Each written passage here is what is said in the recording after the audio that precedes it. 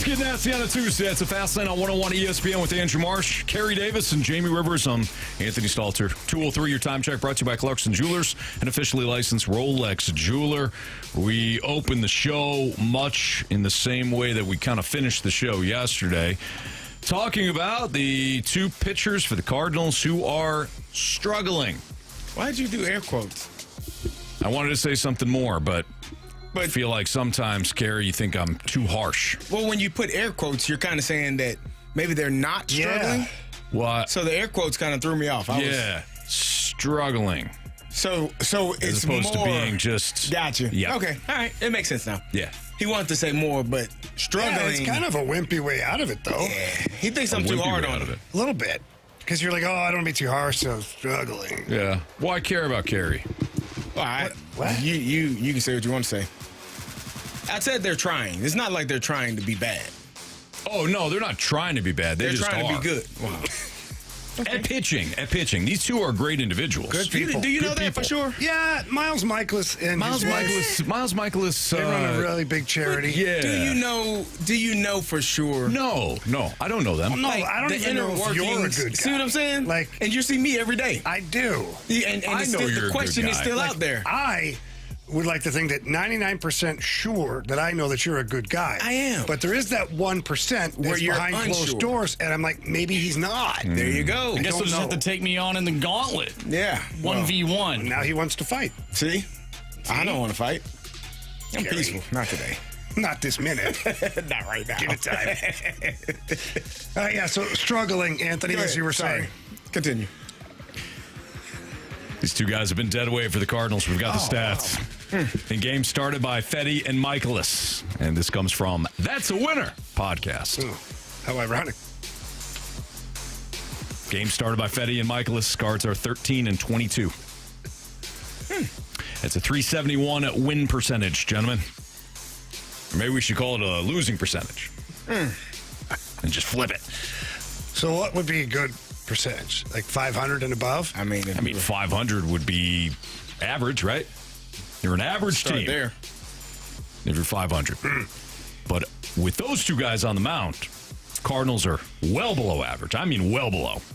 In all other games, Cardinals are 35 and 21.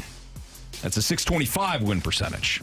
That's pretty good. That's pretty damn good. Just 50% better, we'd be 498 in Michaelis and Fetty starts at 17 and 18. 4 games better in the standings, just 2.5 games out of first. Those two averaged a win percentage, according to That's a Winner podcast, of 625. Like all other starters, Cardinals would be 22 and 13, 9 games better in the standings and in first place. But as Jamie likes to say, if his aunt, never mind. Let's not do that. Yeah, that's just something different. Yeah, it's different. I mean, it's true. It still holds. If Mama Rivers had wheels, Better watch yourself. she'd be a car, but she's not. She's a human. fantastic human being. I mean, she raised him. And she raised him. Yeah. Yeah. Wonderful Sean. lady. And Sean, tip of the cap. You. Wow. Don't, no. Nah, I like Don't Sean. let Sean fool you with smoke and I know you mirrors, told me Carey. some things about Sean. Yeah, you know some Which things. I thought was hilarious. Somebody had to teach this man his ways. Do you think That's I was true. just born this way? And it wasn't Mama Rivers. She's a saint. No. Sean, he always Anyways. gets off easy. Anyways, the point is that the Cardinals do have these two guys. They have been dead weight, and is the dead weight keeping the 2025 Cardinals from reaching their ceiling? Well, apparently, based on the numbers you gave me, yeah. I mean, I think if you plug in, obviously if you just plug in 2 average starters, so even if Michael McGreevy was just an average MLB starter and Steven Matz just an average MLB starter, even slightly below average, the Cardinals would be 2.5, 3 games out of first place. If all things are created equal, of course. And that might be underestimating it, too. Yeah. Wow. Yeah, that's tough. I mean, the numbers are jarring. We've seen it, right? We've seen the I didn't think Fetty was effects. that bad, man. What did I miss? Fetty 3-9. The Washington series, their Cardinals season. 5 and 13 in his starts, 3 wins, 18 starts. Last win was on May 9th. 10 straight starts without a win.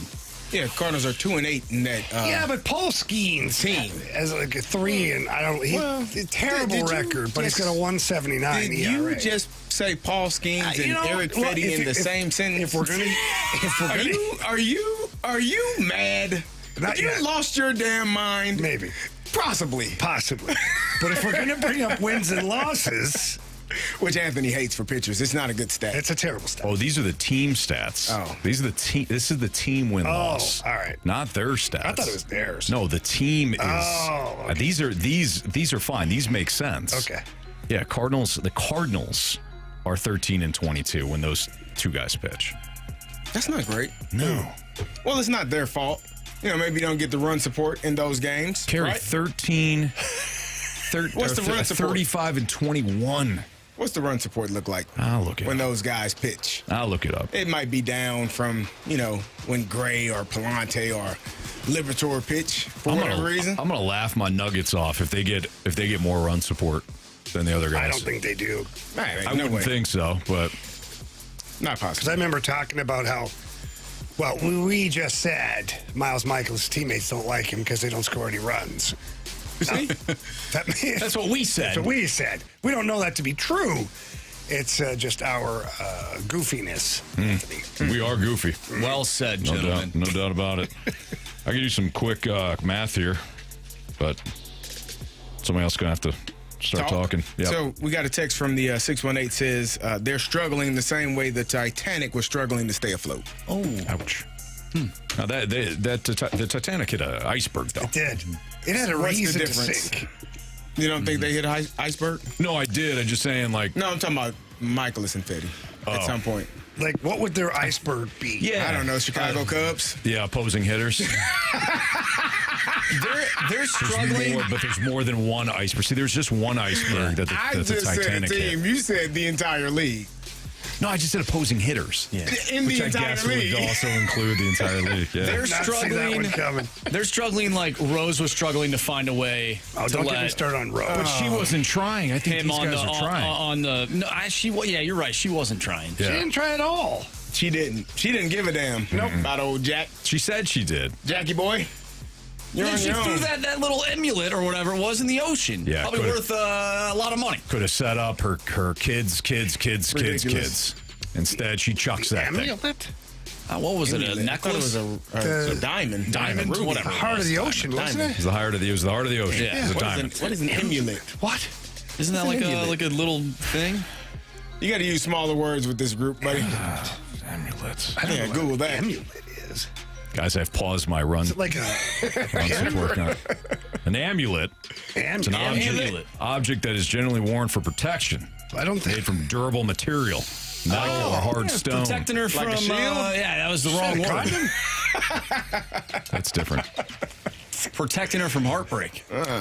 Amulet is a small object believed to protect its wearer from harm, evil, or illness, or to bring good luck. I don't know if. Yeah, maybe that's the wrong word. Yeah, that's why she threw it in the. She should have gave that to Jack. Yeah. Yeah, she should have. Protect yourself. Because I'm not going to give you this door. How lucky was that thing though? I mean, that was on the ship the entire night. You know, She survived.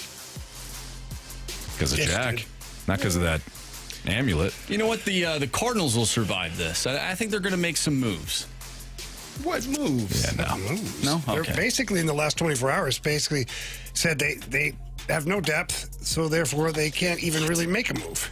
Oh, no, don't tell me I that. was listening to Katie Wu on, was it TMA? They had an audio of Katie Wu talking about how the Cardinals are basically stuck right now. McGreevy can come up for Fetty's start, but apart from that, like they have no idea how to maneuver right now because of the lack of depth in the organization. I didn't say it. I mean, I said it. I'm just repeating it.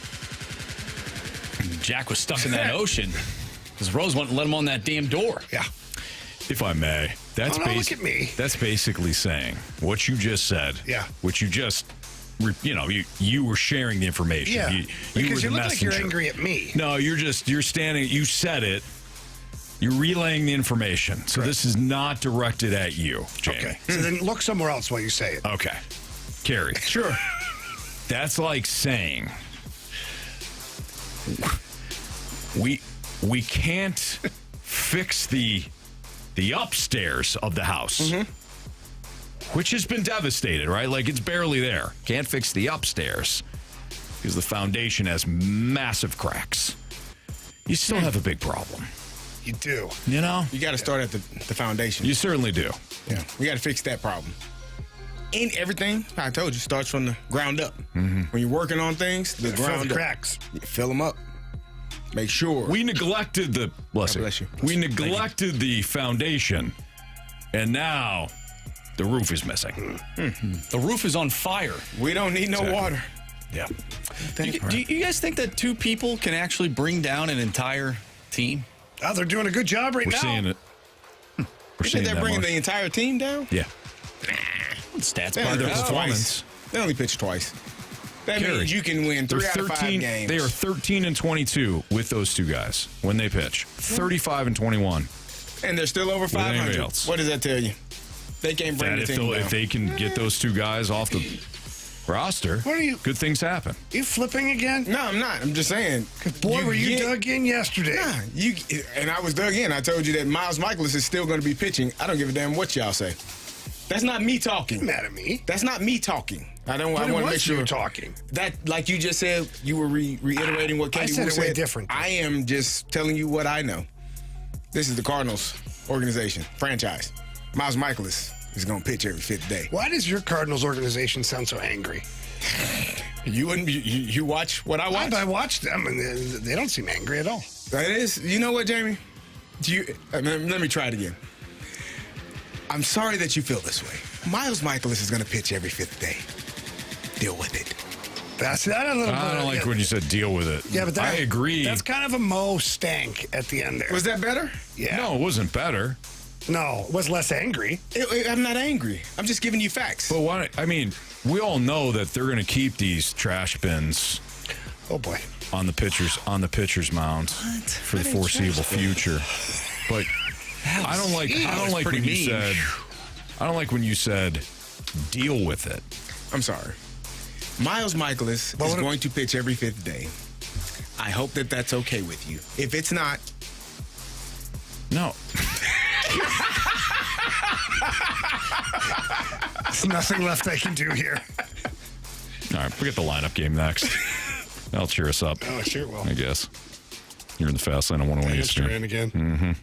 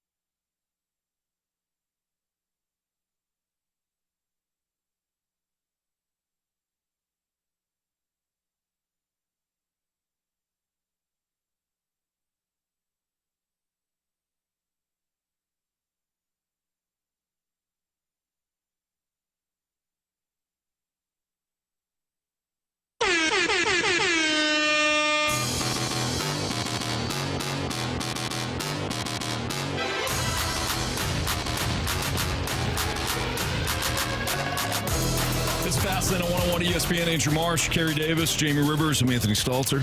Time to play the lineup game ahead of tonight's Cardinals game as they take on the Washington Nationals at Busch Stadium. Jake Irvin will be on the hill for Washington. He is, boys, a right-hander. Old Irv, huh? Right-hander. Yep. You guys want to start off with Brendan Donovan? Sure. All right. Show us Brendan Donovan.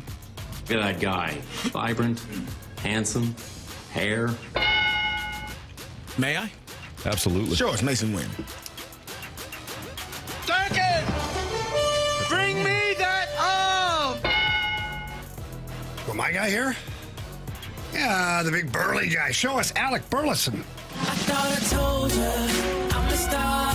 You're already acting like you're a star and we haven't even opened yet! Wilson Contreras? Yeah, sure. Show us Wilson Contreras. You don't know how to play first base. It's not that hard. Tell him, Wash. It's incredibly hard. Hey, anything worth doing is. Now, we got a few people here.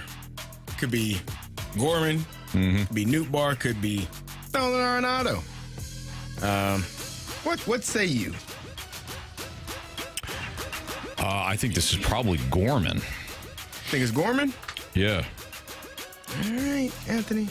Is Arenado back? Is he playing? I don't know. All right. But I don't think he'd be fifth, even if he was. Well, he's Especially with the way Gorman's been swinging. I agree. Show us. Nolan Gorman. Swing Serenade is brought to you by Gorman. Dingers! Hang me a curve and I will hit! Dingers! All right. So Carey just asked an important question. Do we think that Arenado's back? If we do, he's here. If not, He's got to be back, right? What was wrong Does with he him? gotta be? What did he have? Is the finger still? yeah. And then I think maybe a shoulder. Yeah. Didn't you hurt his shoulder too? Oh, is he compensating? I don't know. No. It's a serious program, Jamie, please. Is it? Okay. I think it's Nolan Arenado. Go for it, Jamie. Let's do it. Show us. Nolan Arenado. What a Aye, shame. whatever, Janet. Told you. So who's playing third? Gorman? Oh, it's Jason. JC, probably. So is Sajasi here? To me, it's either Sajasi or Newbar. What about Fermin? No. For me, it's either Sajasi or Newbar. All right. I think this well, is, it's not Newt Bar because you don't bat two lefties back to back. That's the rule. Then show us Thomas Sajasi. Richard, do I have a mark on my face? It really hurts. Nope, nothing. I thought I hit you on the shoulder.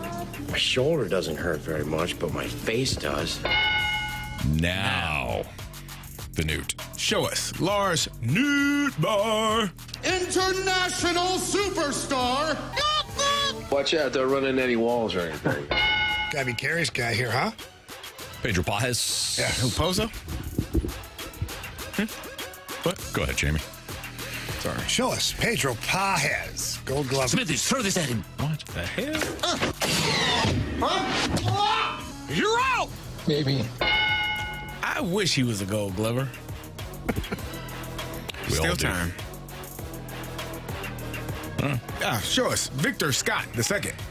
Run, run, run as fast as you can. You can't catch me. I'm the gingerbread man! All right, boys, near perfect. Near perfect. Nice shot. Marsh, go ahead and run it. All right, leading off in left field, Brendan Donovan batting second, the shortstop. Mason Wynn batting third, your DH, Alec Burleson. Your cleanup hitter, first baseman, Wilson Contreras. Batting fifth, playing third base, Nolan Gorman. Batting sixth, playing second base, Thomas Sajasi. Batting seventh in right field is Lars Newtbar. Batting eighth and catching, Carey's favorite catcher, Pedro Pajes. And batting ninth in center field, Victor Scott the second.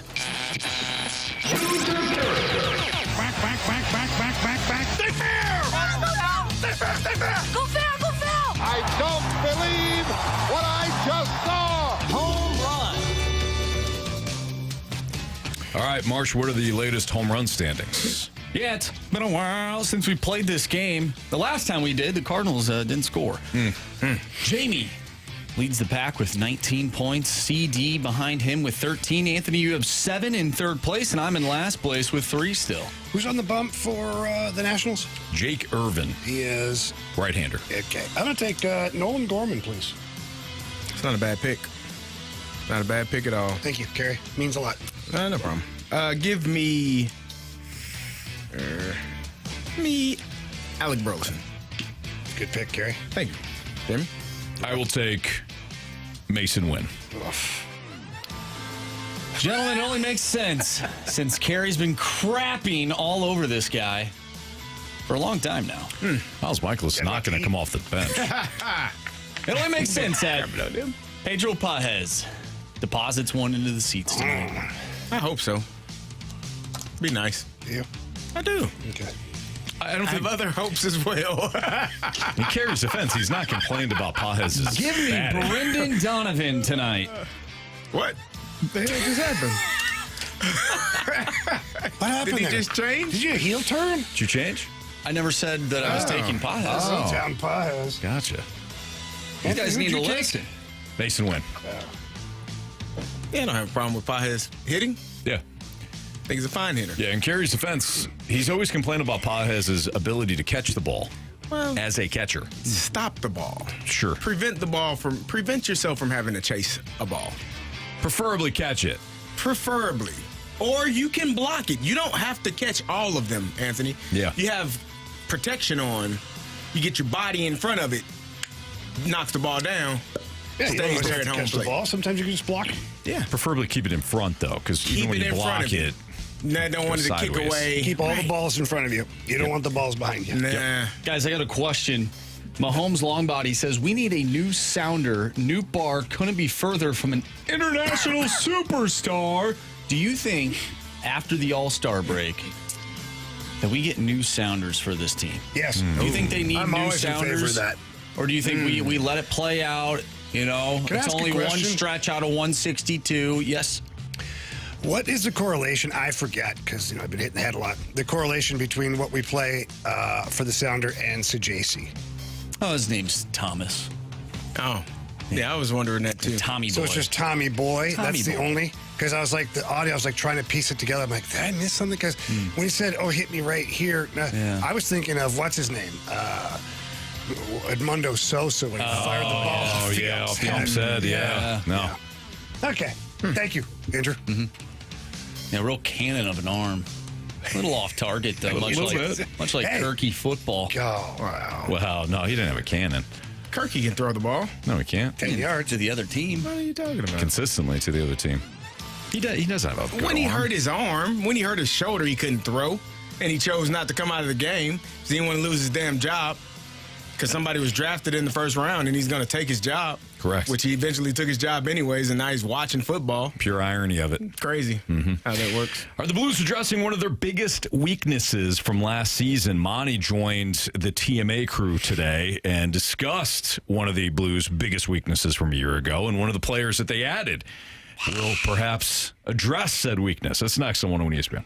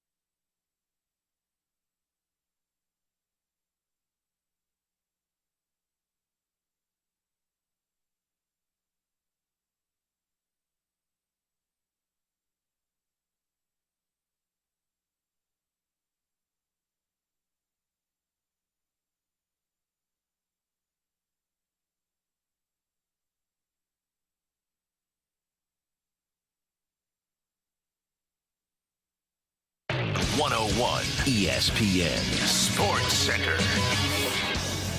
I'm Andrew Marsh. It's time for a Sports Center update driven by Johnny Londoff Chevrolet and Johnny Londoff Autoplex. The Cardinals are back in action tonight, taking on the Washington Nationals. First pitch tonight is at 6:45.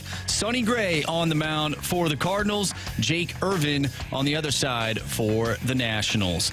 Coming up next, right here in the Fast Lane, are the Blues addressing one of their biggest weaknesses from last season. We'll talk about that next, right here in the Fast Lane. I'm Andrew Marsh, and the Sports Center update is driven by Johnny Londoff Chevrolet and Johnny Londoff Autoplex. See them at londoff.com. Chevy, together we drive. Are you kidding me?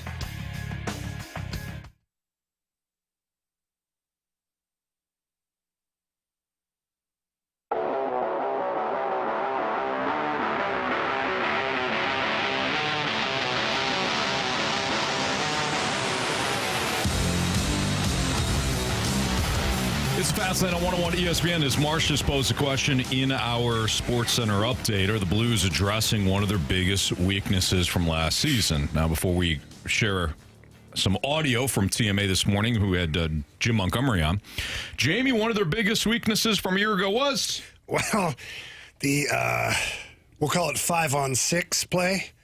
Correct. Yeah, not great. Now, what was the big issue with, besides, of course, giving up goals when, you know? I mean, that's kind of that's probably, especially when the season's on the line. It's a bit much, you know? But no, a little bit. It's been enough spot time. on. I'm still bleeding. It's been enough time. Okay. It's been enough time. What? Stitch it up. I'm trying, buddy. Give me a week. In all seriousness, what can you break down from a hockey standpoint?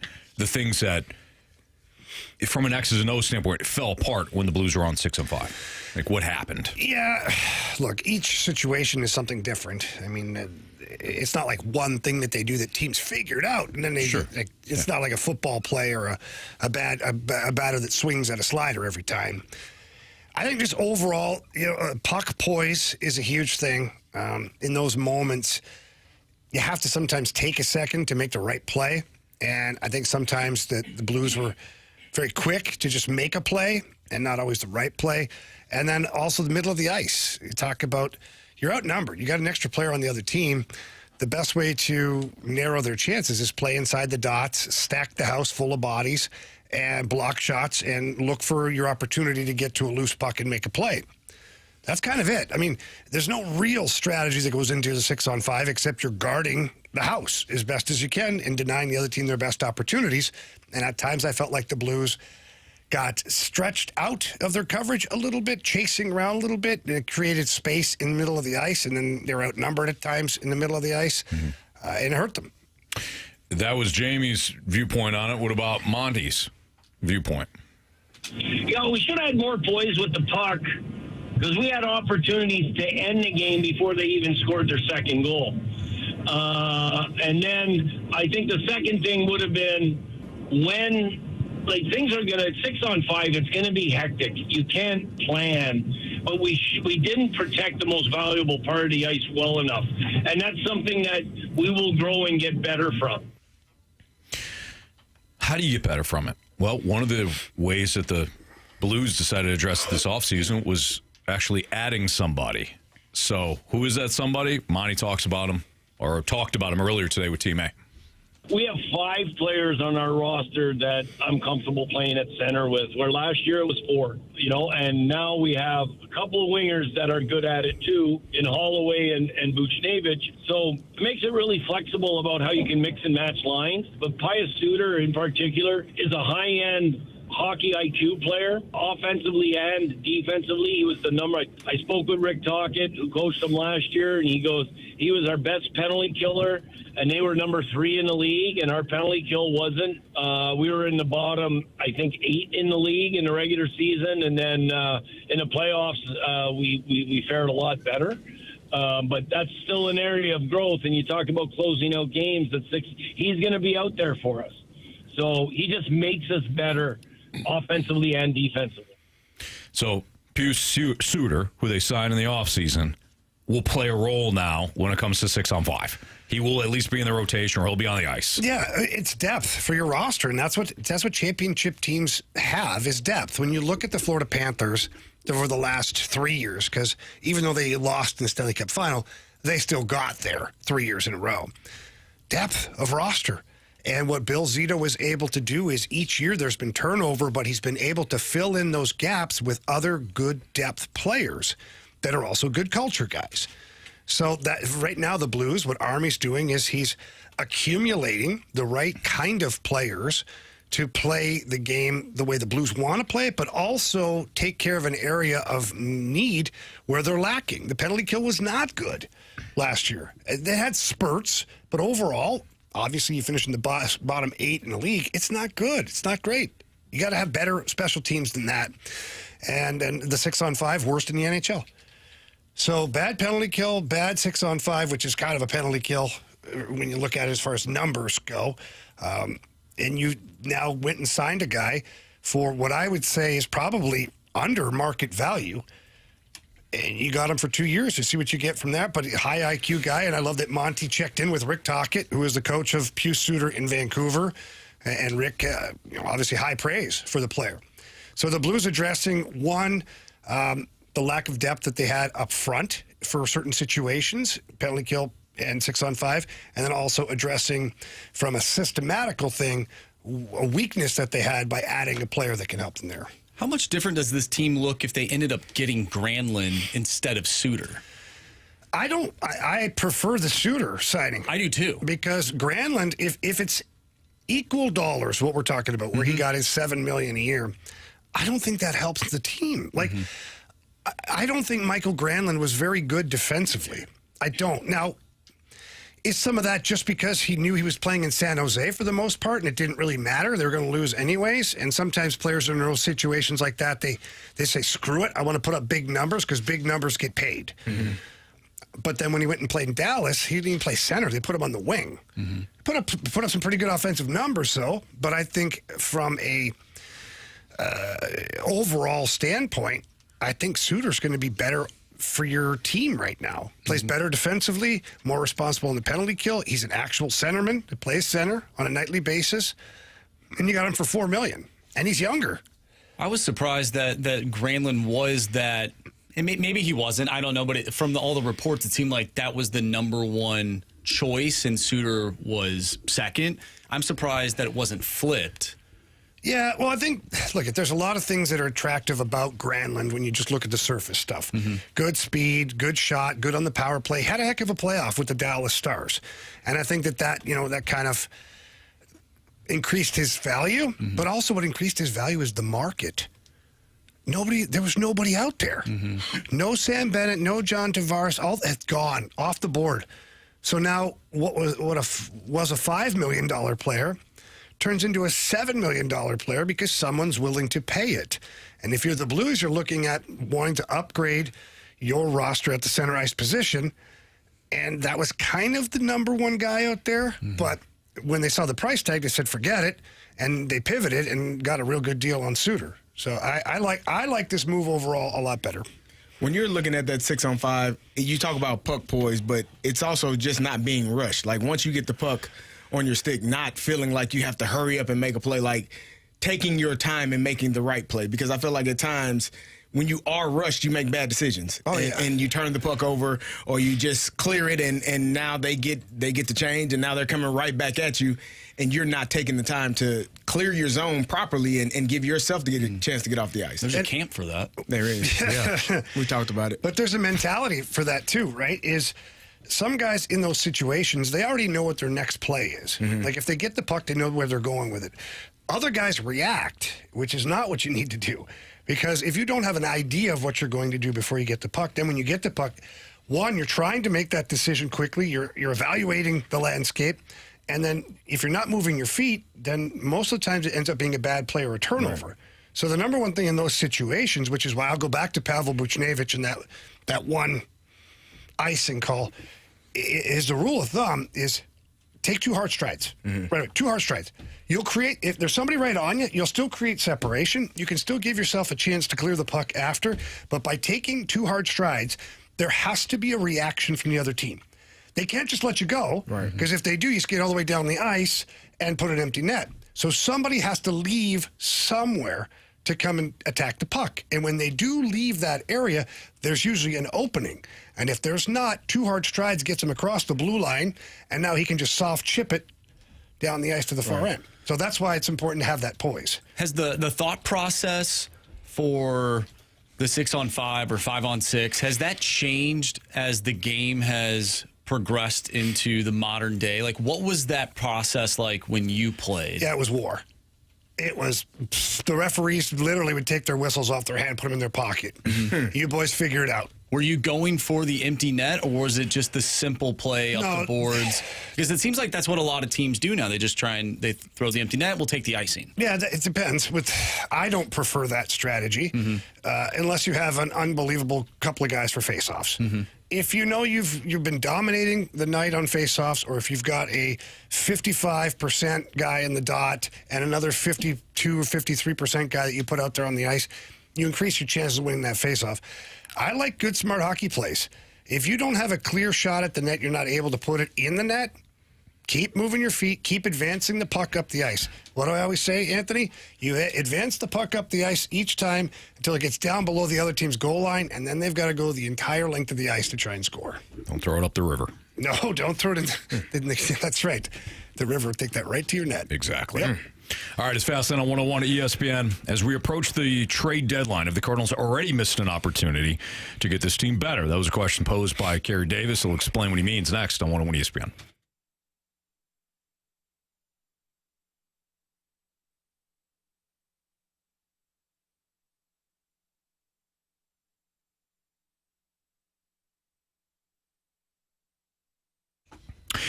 The Auto Centers Nissan has their Wiggity Hot Lot Blowout at down in Herculaneum right now. They've got over 1,000 vehicles all in one massive location. If you haven't been out to Herculaneum to check out what they have at Auto Centers Nissan, you're missing out, because if you need a new ride, they've got them there. New Nissans, used vehicles, great deals as well. Right now, 0% APR for 60 months, 0 down and no payments for 3 months on 2025 Rogues, Pathfinders, and Muranos. They got me in a Murano right now at Auto Centers. I love it. I love driving it. Sleek ride. Love the interior. Love the bells and whistles that they have with it. It's a smooth ride. You got to check it out. But if you need more room, or you're looking for more room for the family, the 2025 Pathfinder, can't go wrong with that. They got the third row. If you're looking something when it comes to being more economical, great. The Rogue is perfect for you. If you got a new driver and maybe you're looking for a deal, something that's also reliable, again, check out their used cars at Auto Centers. They've got 0 down and no payments for 3 months. And remember, every new vehicle comes with dealer pricing, a lifetime warranty, and a 30-day return promise. So get to Auto Centers Nissan out in Herculaneum or visit AutoCentersNissan.com. Wheaties Hot Lot Blowout is on.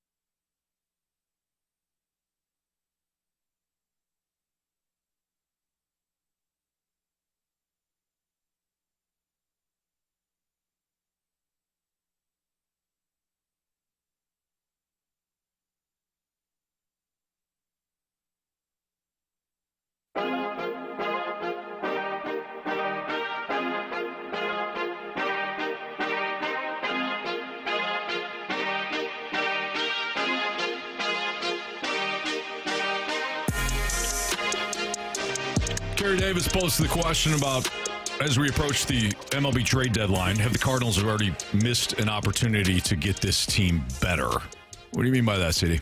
Well, we talked about how Eric Fedde and Miles Michaelis are pretty much, they may be lost causes in terms of what the trade deadline is, right? We know that their performances are not something that teams may be seeking, even if it's innings to be eaten up. I don't think that any team would be interested in them at this point right now.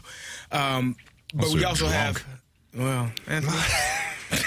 My goodness. Even then, why? Why? But my other question, Ryan Helsley has been the name that we've talked about in terms of a closer that a team could need. But there are other options and other players that you could potentially take ahead or may be more interested in. Younger pitchers, but it depends on the team. Like, I'm looking at the Seattle Mariners. They're in second place. They're probably not going to be sellers at the trade deadline, but potentially, right? You're looking at some players in terms of, and that would be the Andres Munoz, who is fifth in saves this year. For me, the reason why I pose this question is because last year Ryan Helsley was the best closer in baseball, and you didn't have a team. And you would run into this situation. You could potentially run into this, two things. Either he doesn't perform as well, which more than likely he was not going to perform nearly to the level that he did last year. So you would either have to trade him at last year's trade deadline or trade him prior to the season. My question for you all is, are the Cardinals running to a situation where they don't even have any players that are even being looked at to be trade worthy to get something in return that will help this team for the future? I'm not saying just trade a guy just because he's not going to re-sign next year. I'm saying you had some guys you could have traded and got something viable to help your team for the future. I feel like they're running into a situation now where they don't even have that. Mm-hmm. Like, whatever they get in return, they'll get something in return. You'll get the money off the books, and you won't have to pay this person next year, and you won't – all of those things, fine and dandy. But what could have been – was you could have actually got something in return to help your franchise in the future. And now it feels like you're running into a situation where you're not going to get that at all. I still think they have three guys that will be coveted. Oh, at varying levels, right? Like varying degrees of coveting. Who are you guys? Steven Matz, Phil Maton, Ryan Helsley. Bingo. What about Lars Nootbaar? I don't think you trade Lars Nootbaar until you know what J.J. Weatherholt is. That was the conversation we had yesterday, right? Yeah. And J.J. Weatherholt, you have no idea when his we think at best his ETA is second half of last year or next year. I mean, probably. So I don't right now. It doesn't make sense to move Newt. But would it make sense if, let's say, a team has a good young starter? And this is a team that already has good rotation. They have a young to, lower age veteran guy, and they just need to add an outfielder. Obviously, we're just it depends on who we're talking about. I know. I wish I had a better example. Yeah. Well, maybe we can figure it out. But yeah. I mean, yes. I look at the Brewers, right, and I know they're not a trade partner for the Cardinals, but I'm trying to find another team that's similar. Where the Brewers, I believe, just sent down a pitcher out of their rotation who's a young pitcher that's pitching really well. Mm-hmm. Like I forget his name now. I tried to find it, but they basically said, we had to send this guy down, and he'd be like a number 2 or number 3 in the Cardinals rotation.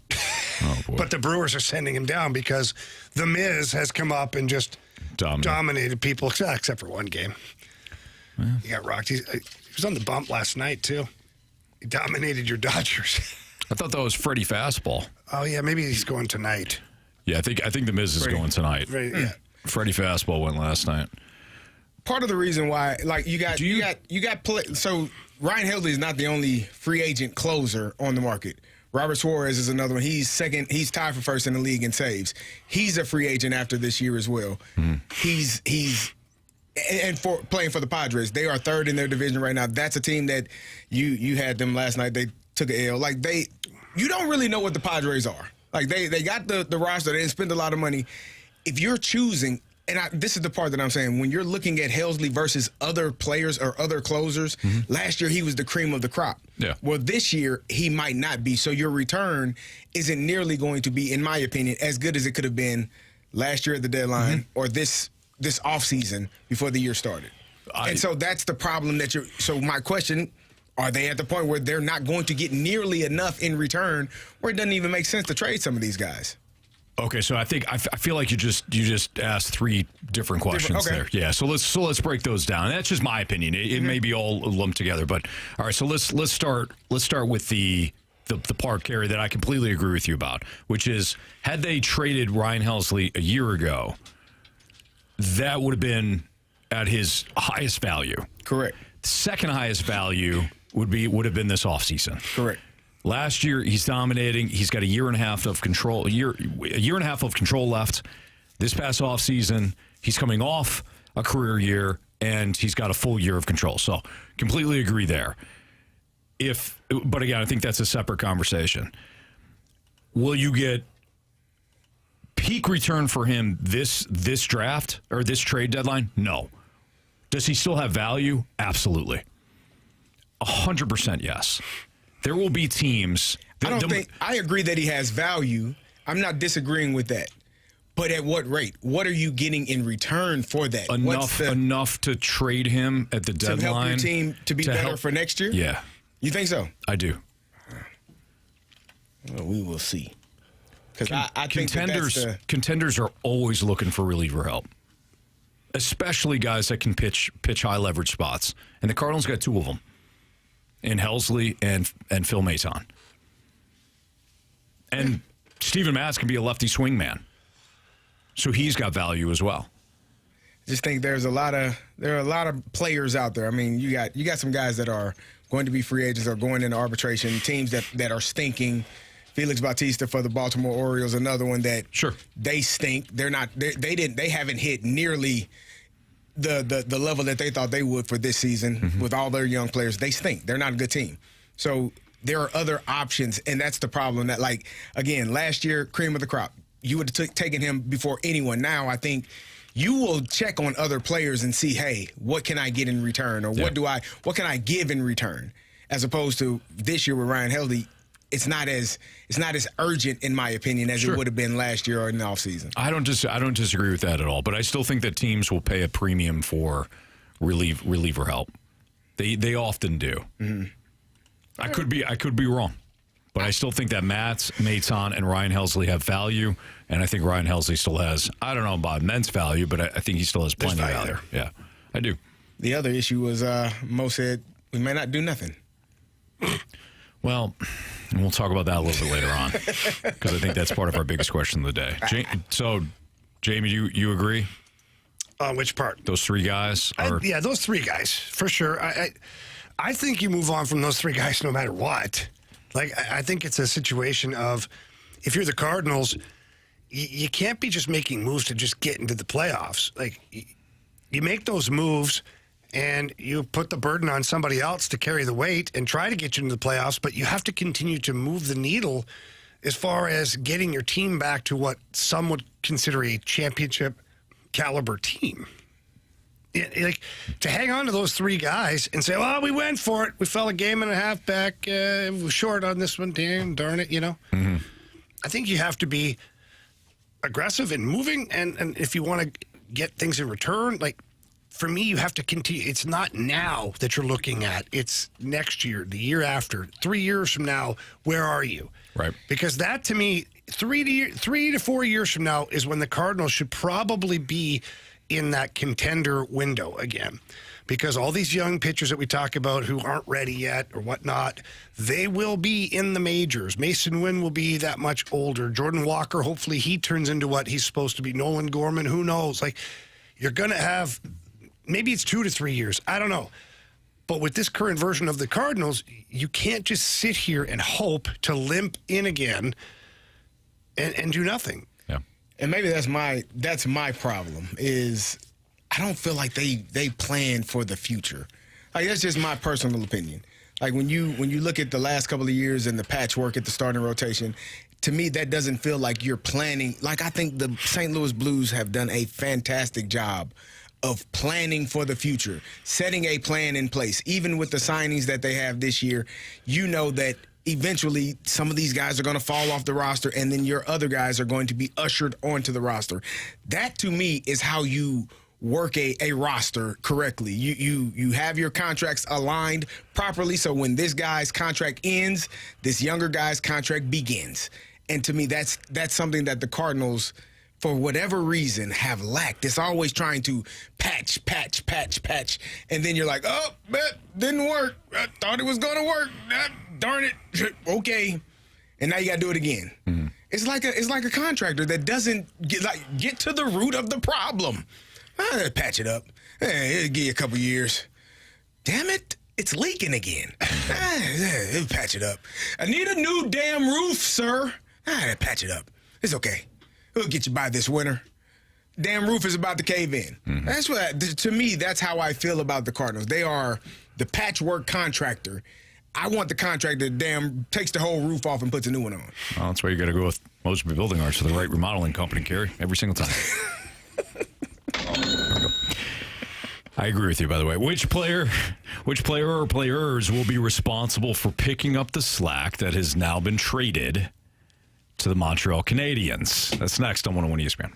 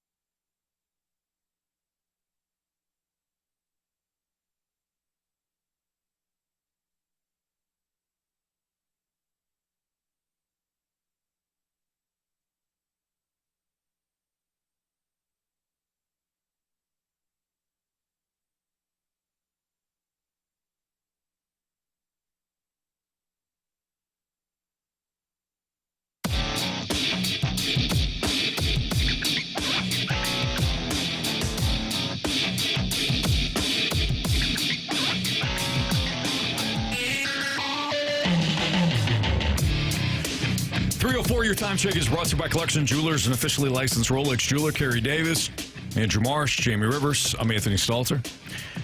The Blues, Jamie, as you know, some Blues fans felt as though if the Blues traded Jordan Kyrou, they would be fine because Jimmy Snuggerud can then emerge and, he could be the guy that picks up a lot of the slack. It sure would be a lot.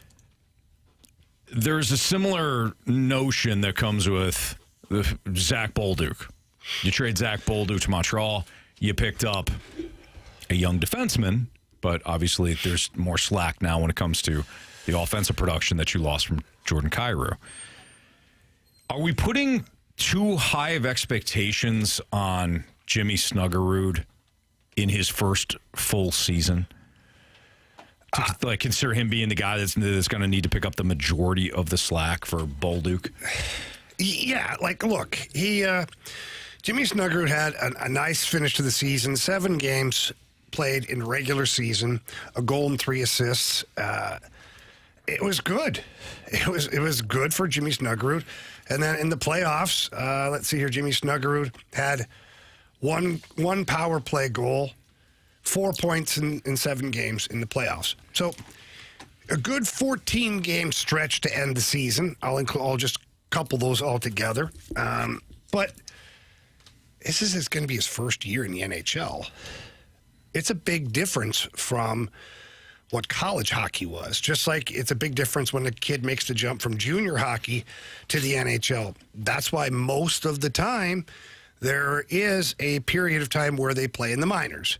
Because the minors in the American Hockey League, you get a good blend of young players, mid-tier players, and former NHLers that are still kicking around, making a pretty good living, but they've played 100 to 200 games in the NHL.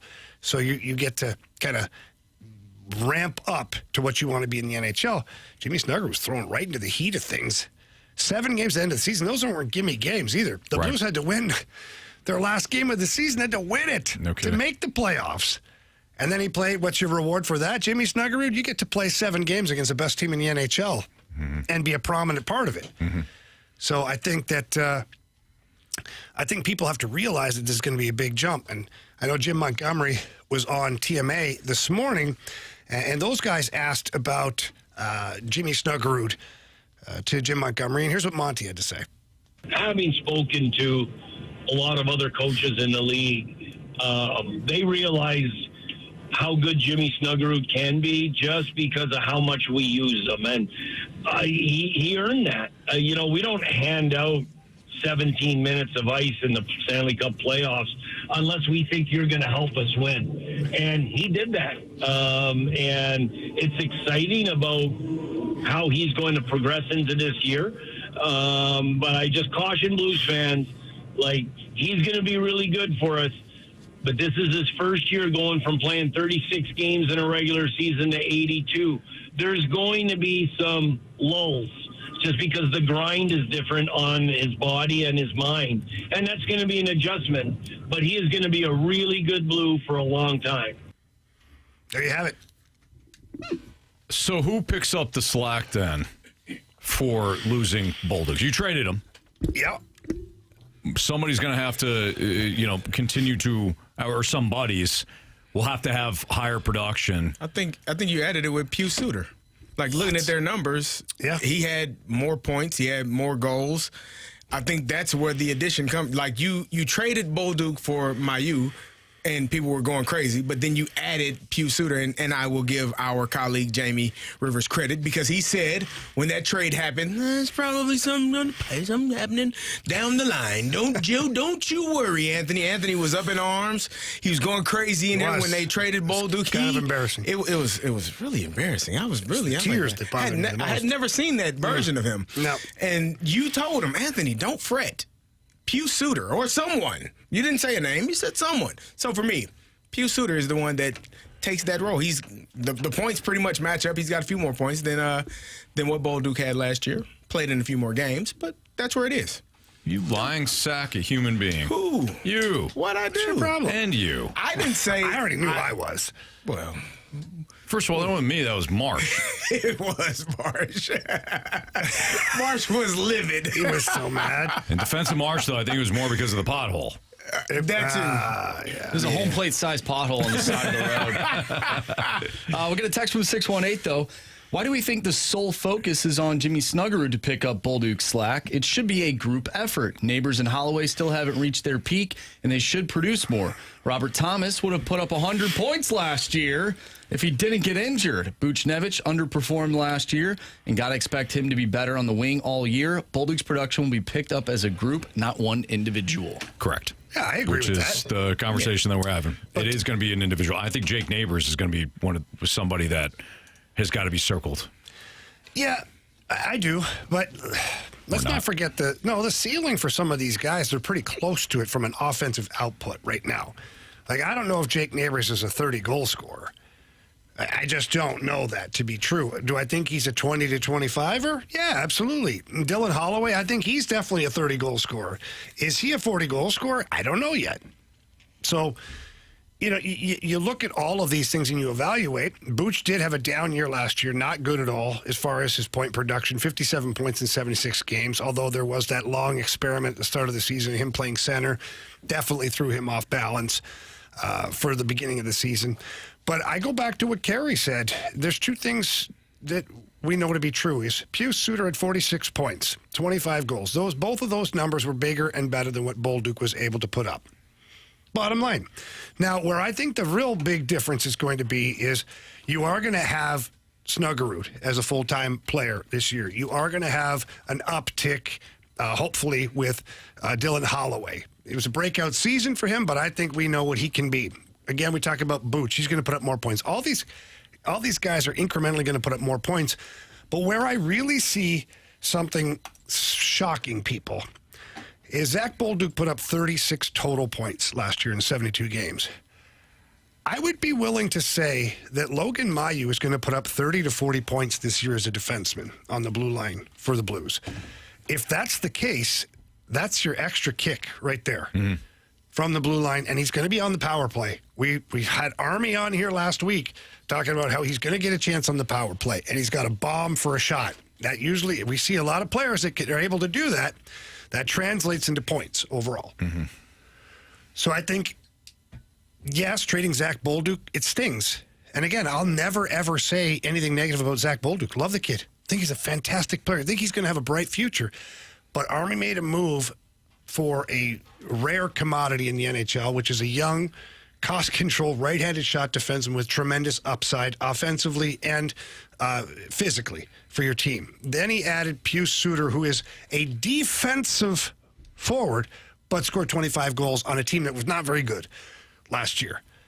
And it sounds like Pius Suter's going to get a chance to stand in front of the net on the power play because our Army was talking about that at his press conference. He's not afraid to go to the dirty areas, gets down there. Like, okay.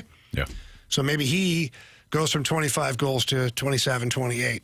Like, I think in the aggregate, you're going to cover the points and the goals needed that you lost in Zach Bolduc. All right, it's Jamie Rivers, Carey Davis, Andrew Marsh, and Anthony Stalter. Has it already been a lost season for Jordan Walker? We'll discuss that next.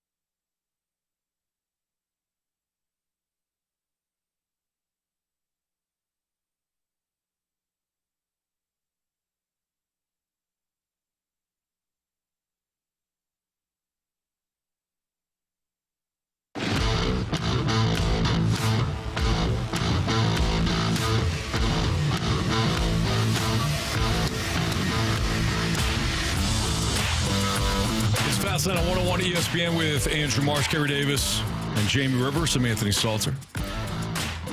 Jordan Walker, in 18 at-bats during his rehab stint, is batting 111. It's not great. I'm sorry, you said that was his WRC plus? No. No, that'd be great, though, because that would mean it's 11 percentage points above that's what I thought you meant, average. right? Because he's in AAA. No, this is batting average.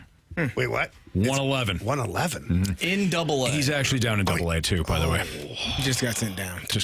Yeah. Wait, he got sent down from AAA to Double A? Well, I want to get his timing back before had the eventually bringing him back up. Had the appendix issue. Mm-hmm. Yeah. Timing is thrown off when you get to messing with the inner workings. Absolutely. I understand. Inner working. Yeah, Trust I know me. you know. Okay. I get it. Now, Born to Catch 16 says, come on, 18 at-bats. It's 18 at-bats. Let's talk about the entire season, though. Has it already become a lost season? In those 18 at-bats, I think he has 9 strikeouts as well. I mean, at least he's swinging. He is, maybe. I don't know. I think maybe so. not. He had 4 Knowing strikeouts. him, Probably the slider down and away. Jamie. He did now. You beat me to the punch. He did have 2 hits in his last 2 games. Yes. But he struck out 4 times in the last game.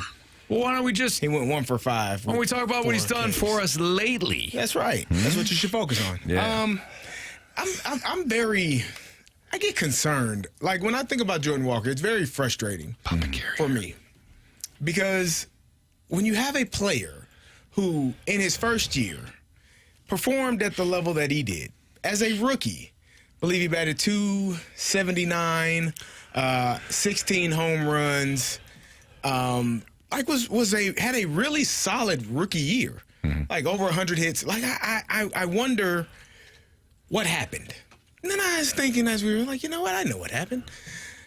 They screwed with him. Oh, Carey, hang on, pause. Thank Time you. out. Get him. 30-second Get time him, out. Jamie. Yesterday, you went crazy about Oliver Marmol. It's the players, the players.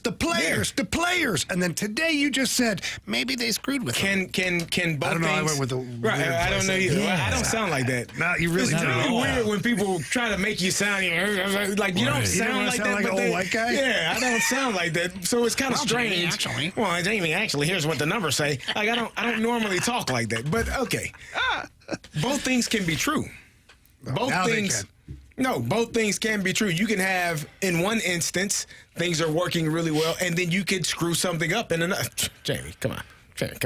You know and I know. You know and I know. In some areas in life, smooth sailing. Yeah. In other areas, fast laned up. Man, I'll get better next time. I mean, it happens. It does, right? It does. Whether you're coaching, whether you're fathering, but whose living. fault is it then? It's still my fault. Yeah, it is. Yeah. That's what I'm saying. So nobody they screwed me up. Nah, I'm just saying, in your life, you did have it some to things that you do really well, some things you do really poorly, and we always try to get better. That's in all of our lives. Marcia, you'll get there. You're not there yet. Sure, you do everything. Sure, everything in your life goes just as according to plan. But either way, for me, watching Jordan Walker, no, he wasn't hitting a ton of home runs. And they worried about his launch angle. And you need to do this. And so for me, and Jamie, I know you will agree with this, physical talent is one thing. Like, you don't make it to this level without being physically gifted. Like, everybody that is here, no matter where you're at on the roster, no matter where you are, whether you play every day or you don't make it to this level without being physically gifted. The 12th man on a NBA roster will cook the local neighborhood superstar. I promise you. He will cook you. Stop playing with him. He doesn't play in the NBA much, but he will cook you because you're not in the NBA. That's what that is. But the thing that changes for people at that level is your mental ability to sustain. Like, how much can you take in? Are you confident? Are you confident in what you're doing? And I don't think the young man has confidence. I think he had a ton of confidence his rookie year. I think they started tinkering with him because he was hitting the ball on the ground. By the way, I know a couple of guys, I've watched a couple of guys that hit 600 home runs. Not a lot of people in that club.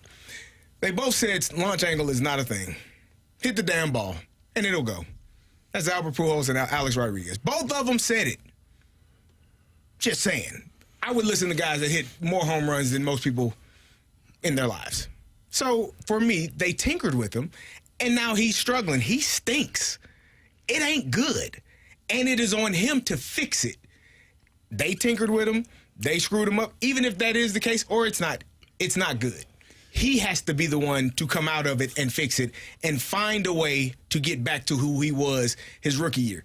With all of the complaints that everyone is hitting the ball, you would take a 2.76 batting average, 16 home runs, and 116 hits right now from Jordan Walker, and you would shut your mouth and wouldn't complain. But it wasn't good enough for a rookie to do that. Everybody had to bitch and moan. Oh, he needs to be, because he's big and he should hit 40 bombs like Aaron Judge. Everybody's not built for that. So you let people be who they are instead of trying to make them who you think they should be. You know why that bothers me? Because I was a freaking tailback, and because I was a certain size, they said, no, you got to play fullback, buddy. You are a size of a fullback. No, let me run the damn ball. I don't want to block linebackers. I want to run the damn ball. But people, when they see you in a certain light, they try to make you who they think you are instead of letting you be who you actually are. And I think that's what happened with him. Is it possible that he has bad pitch recognition and the league figured him out? That's a possibility, too. But he didn't have bad pitch recognition his first year. But the league didn't figure him out. Now they've been throwing him that slider down and away for 2 years, and he hasn't hit it yet. Well, a couple of things. One, nor can Carey, he lay off of it. You're not alone, man. Oh, you understand.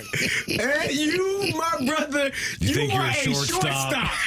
And they moved your ass to second base. That feeling never goes away, does it? It's kind of like analytics. You know, they have the timer. They have the timer out. Think you're a defenseman. You get a coach who plays in center. Right? Think you're a scoring defenseman? Yeah. Nah. We need you to beat people up now. Yeah. Great. 180 pounds back then. But the point is, we all adjusted. Yeah. You two more than me. But we all adjusted. And Jordan Walker went down to the minors, and he had the infamous quote now of, I listened for a little bit. And I'm paraphrasing. I listened for a little bit, but I know what I did to get to this level. And he didn't make the changes. He didn't adjust. And he's still falling for the slider outside. So I hear what you're saying. I do wish that they would have kept him up, because I do think a lot of those ground balls he was hitting would have turned into outs, and we would never have to have that launch angle discussion. But here we are. Cardinals did it. They tinkered with him, all that. But he hasn't made adjustments either. So the question is, has it been a lost season for Jordan Walker? Not yet. We're knocking on the door, but not yet. I don't think he has a spot when he comes back. That's the other problem. Yeah. Because Burley is playing well. Gorman is playing well. Herrera is injured. He'll be back in the lineup, and you can't put him behind the plate. Mm-hmm. So you got to have pie heads behind the plate. Where is he going to play? That's a great question. He doesn't have a spot right now. Well, he's not swinging the bat good enough to be a DH. No. So, would you say that the Cardinals ruined some of these other guys in terms of their hitting? I'm assuming that they want some of the same type of profile. Can I reframe that? Yeah, for sure. I think it goes into what we're talking about.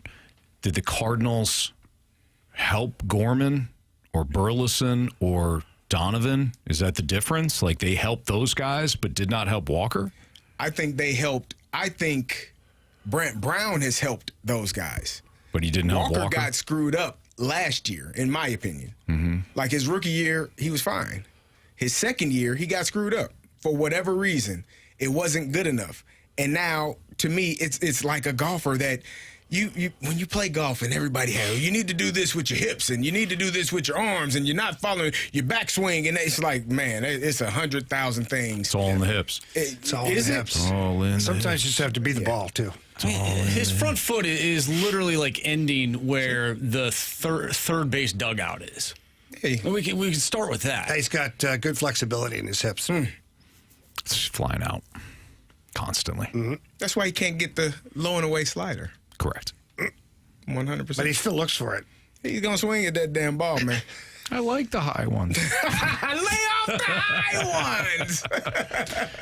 He could at some point, guys, in all seriousness, he could at some point, even if he were to come up in September and have a great month, it wouldn't be a great season, but it wouldn't be a lost season. He still helped the team, maybe. But he was actually hitting well before he got injured, hurt his wrist. Yeah. He was hitting extremely well before he hurt his wrist. Go look at the numbers.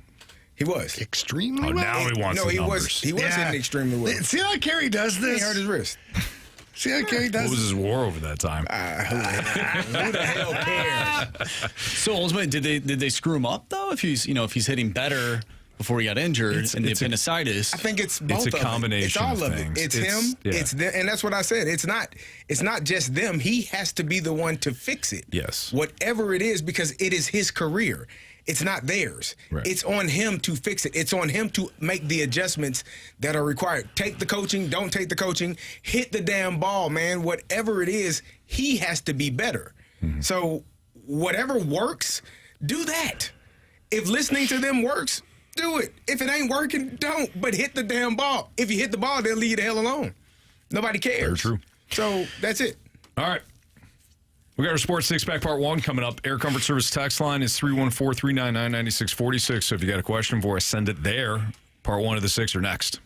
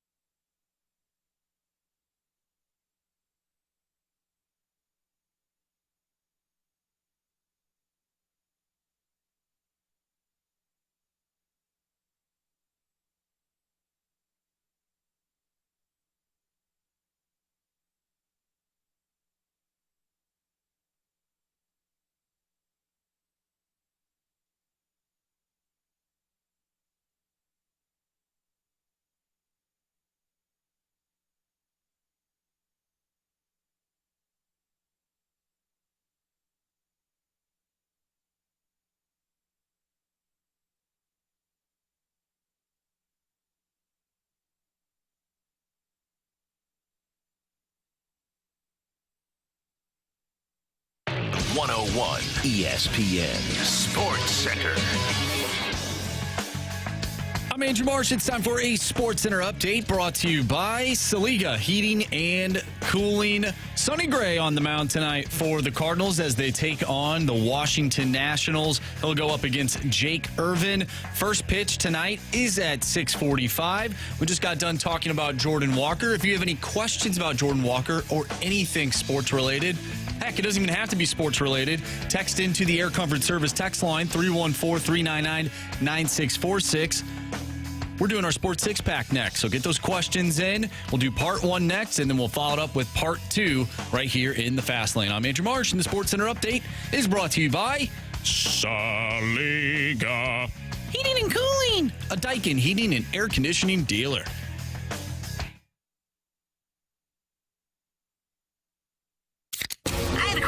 It's time for the Fast Lane to answer your sports questions. I want to ask you a bunch of questions, and I want to have them answered immediately. Asking me all these weird questions. Answer the question. Answer the question. Answer me! The Sports Six Pack is refreshed by the Finnish Long Drink, Finland's best kept secret. A sparkling citrus beverage made with real liquor. Visit thelongdrink.com. Must be 21 years of age or older. Drink responsibly.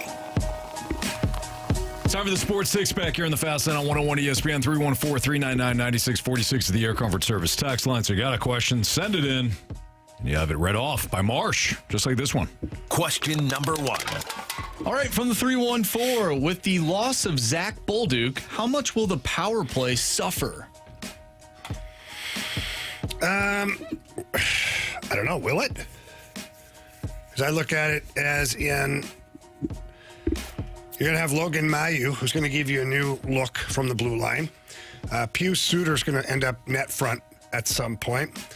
You got Snuggie, who's now going to probably move into that spot where Boldy was at, into that bumper spot because he's got that quick little shot.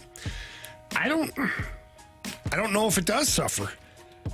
I just don't know that. I think the Blues power play is going to be just fine. Would you like to continue to have Zach Bolduc on a power play? Of course. But this is going to sound... maybe I won't say it. No, say it. I was going to say, you traded Zach Bolduc, not Brett Hull. Really? Come on, he scored 19 goals. I know he had a good season. And again, I'm not going to be negative about Zach Bolduc, but I'm going to be real here about it, too. Like, come on. Bolduc is somewhere, and he's going to say, and I took that personally. I hope he does. They and I make a hope he documentary sticks about that kid. I hope he sticks it to every team in the Eastern Conference. We had the clip of that. Go ahead, send it to him. I'm not sending it to him. Go ahead, Carey. No, Carey. Go ahead. I don't care. Don't do it. It's Bolduc, not Hull. Question number two. Yet. From a 314, let's pretend Rivers is correct that the Cardinals' window is 3 years away. That would mean these young guys are finally going to meet expectations. Do you really think the DeWitts are going to pay all these guys at the same time? Their control will be at or near over by then. Trade them now because they won't be signed anyway, especially if they are good. Do you agree? I don't know what I think that's the most... There's a group of people, there's a group of Cardinals fans that are very, very cynical. If I'm reading this correct, if I'm hearing this correctly, there's a group of Cardinals fans that are very cynical that the Cardinals, because they're borrowing the model or copying the model or trying to duplicate the model of Cleveland and Tampa, that they'll draft, develop these guys, and then trade them away, just like Tampa does, just like Cleveland has, propensity to do. But I don't get the sense of that. I think the difference will be that they will hold on to those guys. Draft, develop, yes, but then hold on to those players. So, for example, Mason Wynn will be a Cardinal. They will lock him up at some point. I agree with that. As opposed to Tampa, where Tampa, if you're the Mason Wynn, if they don't lock him up to a relatively cheap deal, they'll trade him. I don't think that is the model. I think the only aspect that they're trying to duplicate is the Cleveland-Tampa model of drafting and developing. But they will retain these players. I'm not saying they'll retain all of them, because not all of them are going to be great. Some of these guys are going to be one-hit wonders or two-hit wonders or maybe three-hit wonders, and then they move on. But I just don't understand this notion that, well, they're just going to get rid of all their best players. I agree with you. That doesn't seem to be what I would believe to be the Cardinals' way of doing business. I just don't see it that way. I think because let's not forget. Sorry, Jamie, but let's not forget they are. You brought this point up the other day. They are paying Nolan Arenado. Yeah, and they did pay Goldschmidt. They did pay Matt Holliday. Like it's not like the Cardinals never pay, and they're just cheap and they do everything on the discount level. No, they're pretty frugal. I'll give you that. But they're not penny pinching everywhere. No, they did pay Sonny Gray $75 million. They held on to Yachty. They held on to Waino. I think the Cardinals just want to make sure that what they're signing for big money is actually what they believe it to be. Which is smart. Yeah. It's not about spending. It's about spending wisely. Go ahead, Marcy. Fire away. Question number 3. All right. Big question. Mahomes' long body wants to know who won Beer Olympics at the 4th of July / Canada Day party at the Rivers household. Yeah, by the way, Marcia, you were there. The official protest has been filed. What? I said it when we were standing in the lawn that photo finish was a bunch of BS. Yeah. So we had 5 events at the Pool Olympics / Beer Olympics at the Rivers house. Marshy did dominate a couple of them. Did very good. He's a good athlete, that Marshy. All-around athlete for sure. But the last event we had were, those huge bouncy balls with the handle? Yeah. And you... yeah. So you hump that thing in the submission. Yeah, pretty much. Got quite a bit of yard on the side of the house. I don't know. So we had these races, and we get to the final. We had the heats, and then we get to the final. And my daughter's boyfriend, Jordan, has his... this bouncy ball, we got ours, and they say go, and we're going. And I'm bouncing off of the ball, the other guys are doing, and Jordan is just holding it and doing broad jumps. He's not bouncing on the ball. Yeah, he's disqualified. And he's almost running with the ball. And Marshy called it, and he's like, and then they had a video of it and everything, and it kind of got overruled because I didn't want to be like Sammy serious about all this, but I believe I beat him fair and square, even though he was running with it. So Team USA, asterisks, kind of like the Dodgers World Series. Wow. Absolutely, yeah. And the Lakers. That's true. So, so Team USA asterisks won the... I did get drafted to Team Canada. Yeah. Oh, you did? I did, yeah. Wow. Marshy was a proud Canadian. I was. How'd it feel? It felt pretty good until we lost, of course. Yeah. Wasn't fun. But you know what they tried to do? The Spaghetti-O challenge. Yeah. They tried to get away with having 5 left in the cup. Yeah, so we have shooter cups, little clear shooter cups, and we fill them with SpaghettiOs, cold SpaghettiOs. It's actually, it doesn't taste bad. It's fine. And each person goes, you got to hammer down your shot. You get a spoon. You got to empty the cup. When you slam your cup, the next person gets to go. It's like a shot race. Sure. Well, Marshy and I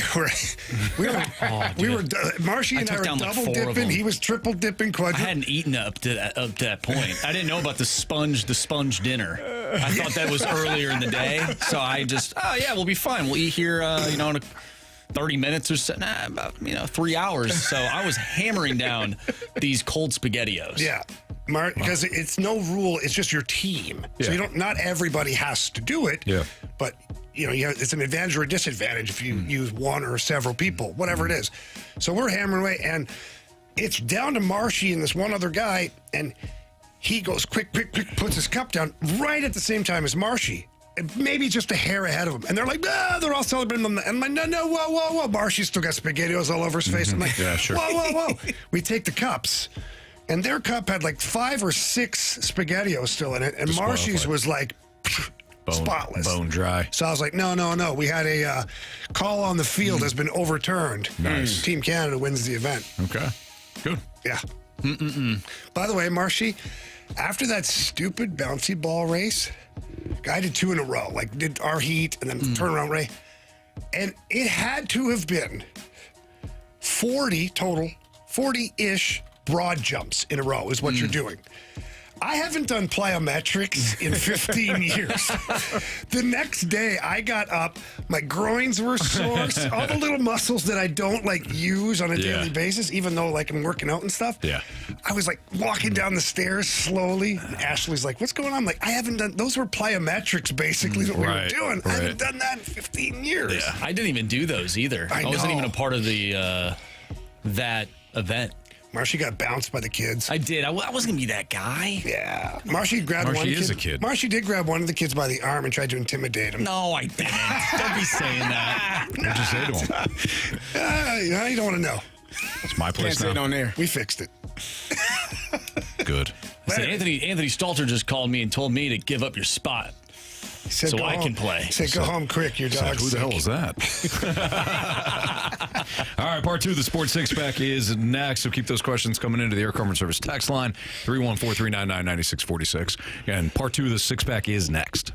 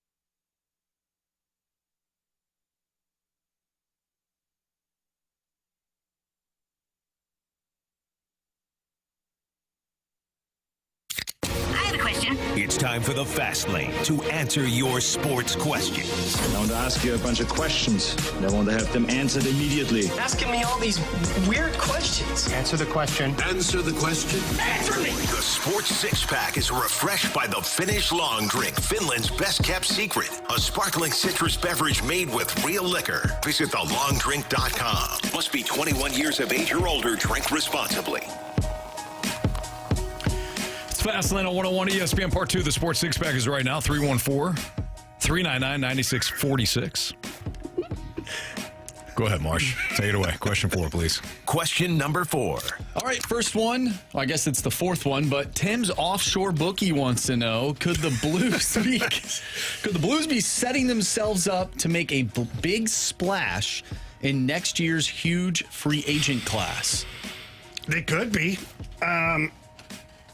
Look, it's going to be a massive amount of money that's going to get spent next summer. When you look at the salary cap going up, and then just the class of UFAs overall. We've talked about it before, but Eichel, Kaprizov, McDavid, Kyle Connor, Panarin, Martin Necas, Adrian Kempe, Alex Ovechkin, Alex Tuck. If you need a player next summer, that player is available. And you better have the money in the bank to get said player. So if the Blues, the key for the Blues this year is to take those steps forward. Again, with the team that they currently have, you want to see your young guys take that next step in their development and their careers. And you want to see your older guys maintain their game, the consistency. You'd like to see Booch get back to where he is, 65, 70-point guy. And go from there. And then after that, everything is available next summer right now. Left wings, right wings, center, defense, right defense. I mean, everything is available. So if you're a good team like the Blues and you're showing that you're continuing to ascend in the right direction, you've got good culture, good coaching, a lot of these players will be listening to your phone call. Doesn't mean they'll sign, but they'll be picking up the phone when you call. Question number 5. All right, from the 314. And this is actually, I think, somewhat related to the question we asked yesterday, a little bit different version, but I asked you guys which Cardinal is sort of like Kirk Cousins. Mm-hmm. And we said Miles Michaelis. Oh, yeah. The 314 wants to know, what NFL quarterback is the equivalent to Brendan Donovan? Ooh, that's a good one. Brock Purdy? That's a good answer. Yeah, that's a really good answer. Underrated. Didn't really know much about him. Everybody's doubting him. Still doubting him again. But clearly has skills. Yeah. And it's a good one. And deserves to be there. Is there another quarterback that's I know smaller Donovan's? stature, grittier, like not afraid to run with the ball too? Like Brock Purdy's sort of a pocket Justin passer. Herbert? Your guy. Who's Justin Herbert? It's not your guy. Kirky Cousins? Who's your guy, Anthony? Are you saying that like he really is my guy? I really like him, or You really like him. Are you You saying- chose him over all the other quarterbacks that could be chosen. Oh, my gosh. he's not a one-hit wonder. He does have a lot to prove. Donovan doesn't have a lot to prove. I'm just saying. No, Sam Darnold. it's not my guy. Oh, man, He's your guy now. It's so funny. You guys forget the whole part of that segment was who's got the most to Sam prove. Darnold don't got spit to prove to nobody. He got paid. He doesn't give a damn. Yeah, like I mean, he was does. not the third overall pick. 15 Bounced around years the ago. league Nobody constantly. even remembers. Came out of nowhere, had a great season. Everybody says it's Kevin O'Connell, but no, he's got nothing to prove. Okay. You remember Sam Darnold more for saying, I'm seeing ghosts than what he did last year. Exactly. So, That was my whole point. Nah. He's a good quarterback. You like him. Sam I Darnold. don't know what he is, which is why I think he's got a lot to prove. We have a few names being thrown out there. We have Baker Mayfield. Oh, yeah. The 314 That's a good one. says Taysom Hill. No. I think Guy's a fullback. 636 says Linebacker? Bo Nix. maybe. I like Baker. I think Baker Mayfield Baker. is a Baker's really a good good one. Yeah. Really good I like that example. one. I would say Brock Purdy 1, Baker 2. I'd actually go in reverse. I'd say Baker one, Purdy two. Just because Baker's more of a leader with that team. Teammates love him. Not that teammates don't love Brock Purdy, but I see other similarities from not just the way they play. Sure. And I would choose Brock because Baker was number 1 overall pick. That's a good not point, a high too. pick. You know what, Anthony? Let's combine the two. You bring up valid points. As do you. Thank you. Let's call him Brock Mayfield. There we go. Marsh's college program says it might be a quarterback that used to live on his boat. Oh, Shane Falco? Shane Falco, yeah. Joe Flacco. I don't think he lived on a boat. He didn't live on a boat. Jamie's favorite quarterback. He does Hall of like Famer. him. He's not. He will be. You watch. His career's not even over yet. Is it? He's doing it. He's working on the longevity part of the Hall of Fame. Still getting paid pretty good money, boys. Yeah, he is. Question number 6. From the 636, when you were a professional athlete and on a bad team, did the other team remind you of it, or were they professional and didn't say much? Did they remind you? Yeah, they reminded us. Yeah, we knew. We didn't know. Yeah, but we knew. This was not in pros, but in college. We were playing Purdue. Sean Phillips, who was a linebacker, who became a linebacker for the San Diego Chargers. We were getting our butts kicked. We were like 1-7, 1-8 at that point. And Anthony, I don't know how you feel about this, but he said the most disrespectful comment that I heard in my entire life. Oh, no. You don't know ball. Nah. He tackled me. I think he was helping me up. He said, man, y'all suck. Y'all are terrible. Y'all belong in the MAC. No! Are you serious? I'm serious. I was so serious. And it was so disrespectful, Anthony. It was the most disrespectful thing I had heard. To the MAC? In the MAC. We belonged in the MAC. That's what he told us. What the hell, That's what he man? told me. That was a while ago, though. That was a while ago. That was 2000. The conference has come. 2003. You know what? That's It was fair. 2003. That's fair. Yeah. He was serious, too. He looked me square in my eyes and said, y'all suck. That was back when we weren't playing on Tuesdays. Yeah. It was disrespectful. That was back before we had Action on Tuesdays. Yeah. So I can bad. see that. It was bad. Still, the Sun Belt still existed, so screw Sean Phillips. You know? It's what I said. disrespectful. That's disrespectful to an entire conference, which is basically the state of Ohio. Yeah. And parts of Michigan. True. True. Yeah, I remember things being said when I played for the Islanders, when things were not good. You guys are terrible. You guys are a waste of time. Don't know why we even came here. You know, things like that. But they'd always regret that halfway through the game. Because our team with the Islanders was tough. Was young, big, tough. And halfway through the season, some teams, I think, kept it to the 3-goal rule. Like, we're going to beat you by 3 goals. We're not going to embarrass you because we know what's going to happen the second half of this game. If we're up by 4 or 5, there's no reason for us to care at all. Right. And then you fetch a beating if you're the other team. Yeah. You may win, but you're going to fetch that beating. You're going to get that beating. Yeah. So teams would keep it close. We call it the Islander rule. They're like, yeah, we're going to keep it the Islander rule here. Makes sense. It totally makes sense. Yeah. All right. We do need a new contestant for the Gauntlet. So text in 314-399-9646 if you'd like to play in the Gauntlet. It's wide open right now. So text in. We'll have the Gauntlet. We'll play the Gauntlet next on 101 ESPN.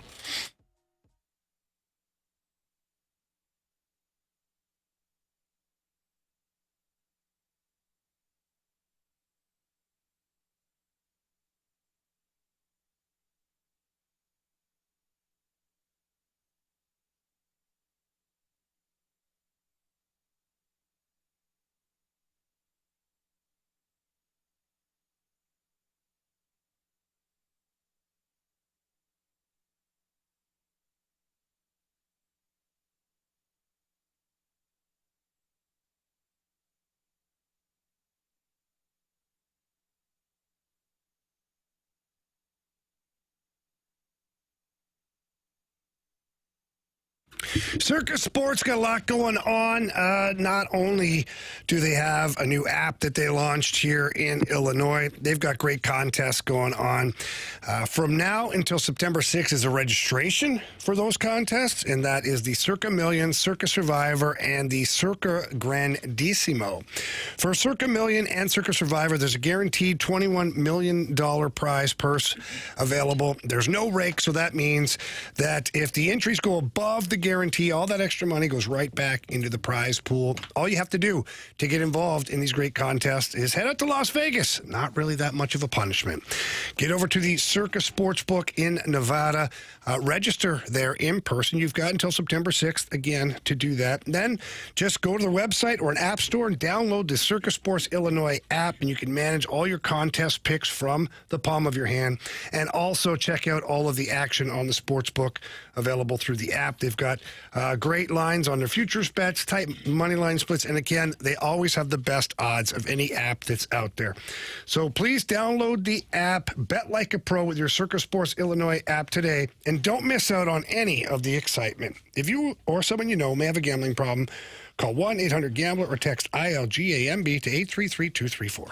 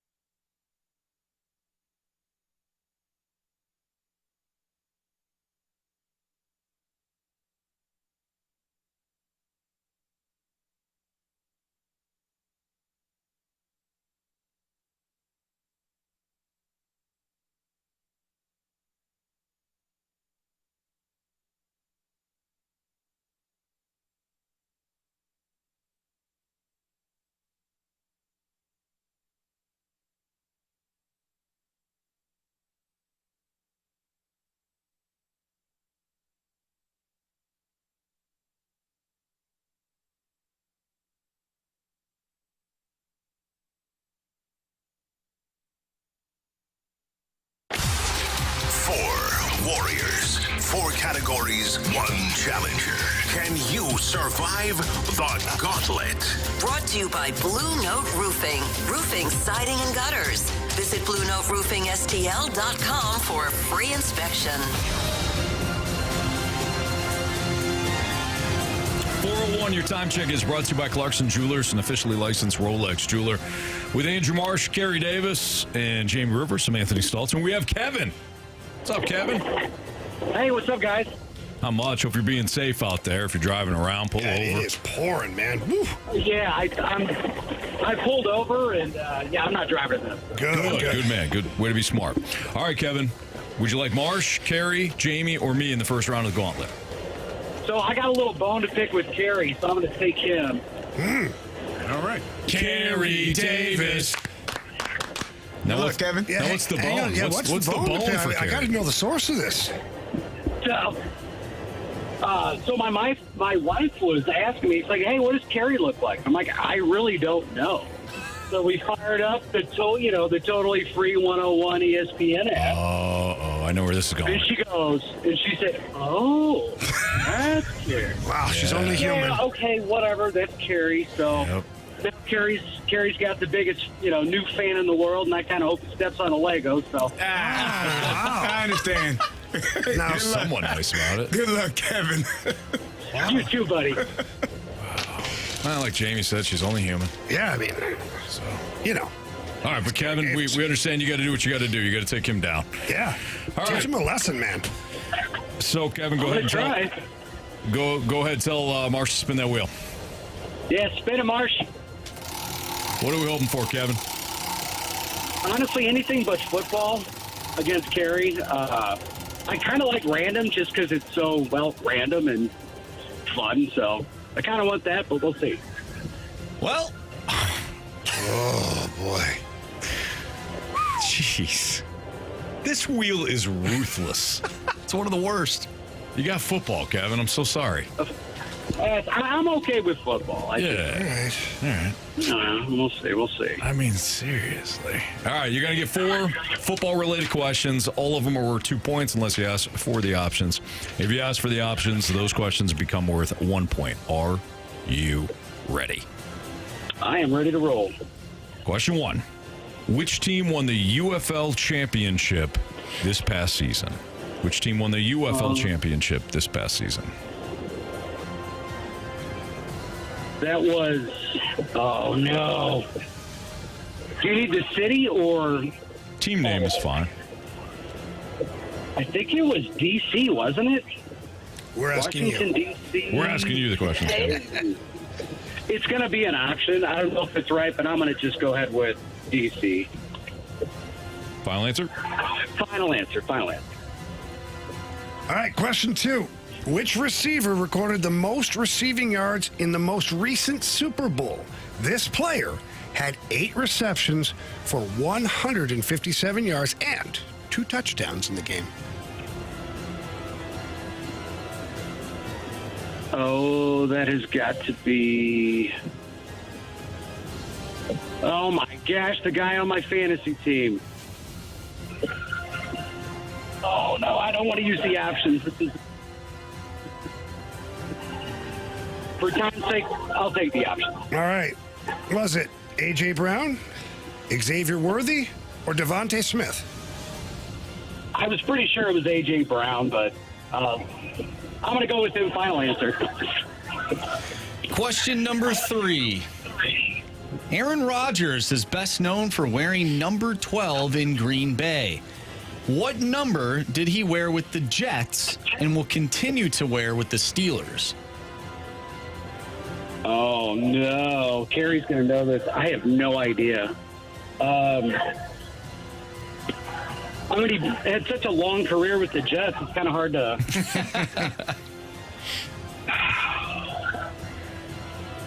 I feel like I know what the options are going to be. It's going to be like 10, 13, something, but I really have no idea. I'll take the options. Options are 6, 8, or 10.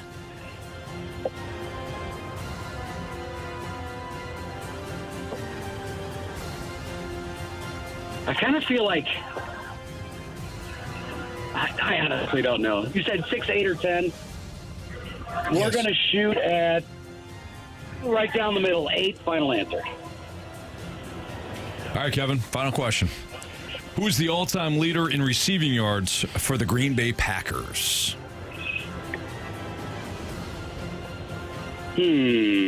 Donald Driver. Final answer. All right. I'll bring back Carey from the Cone of Silence. Kevin, how you feeling?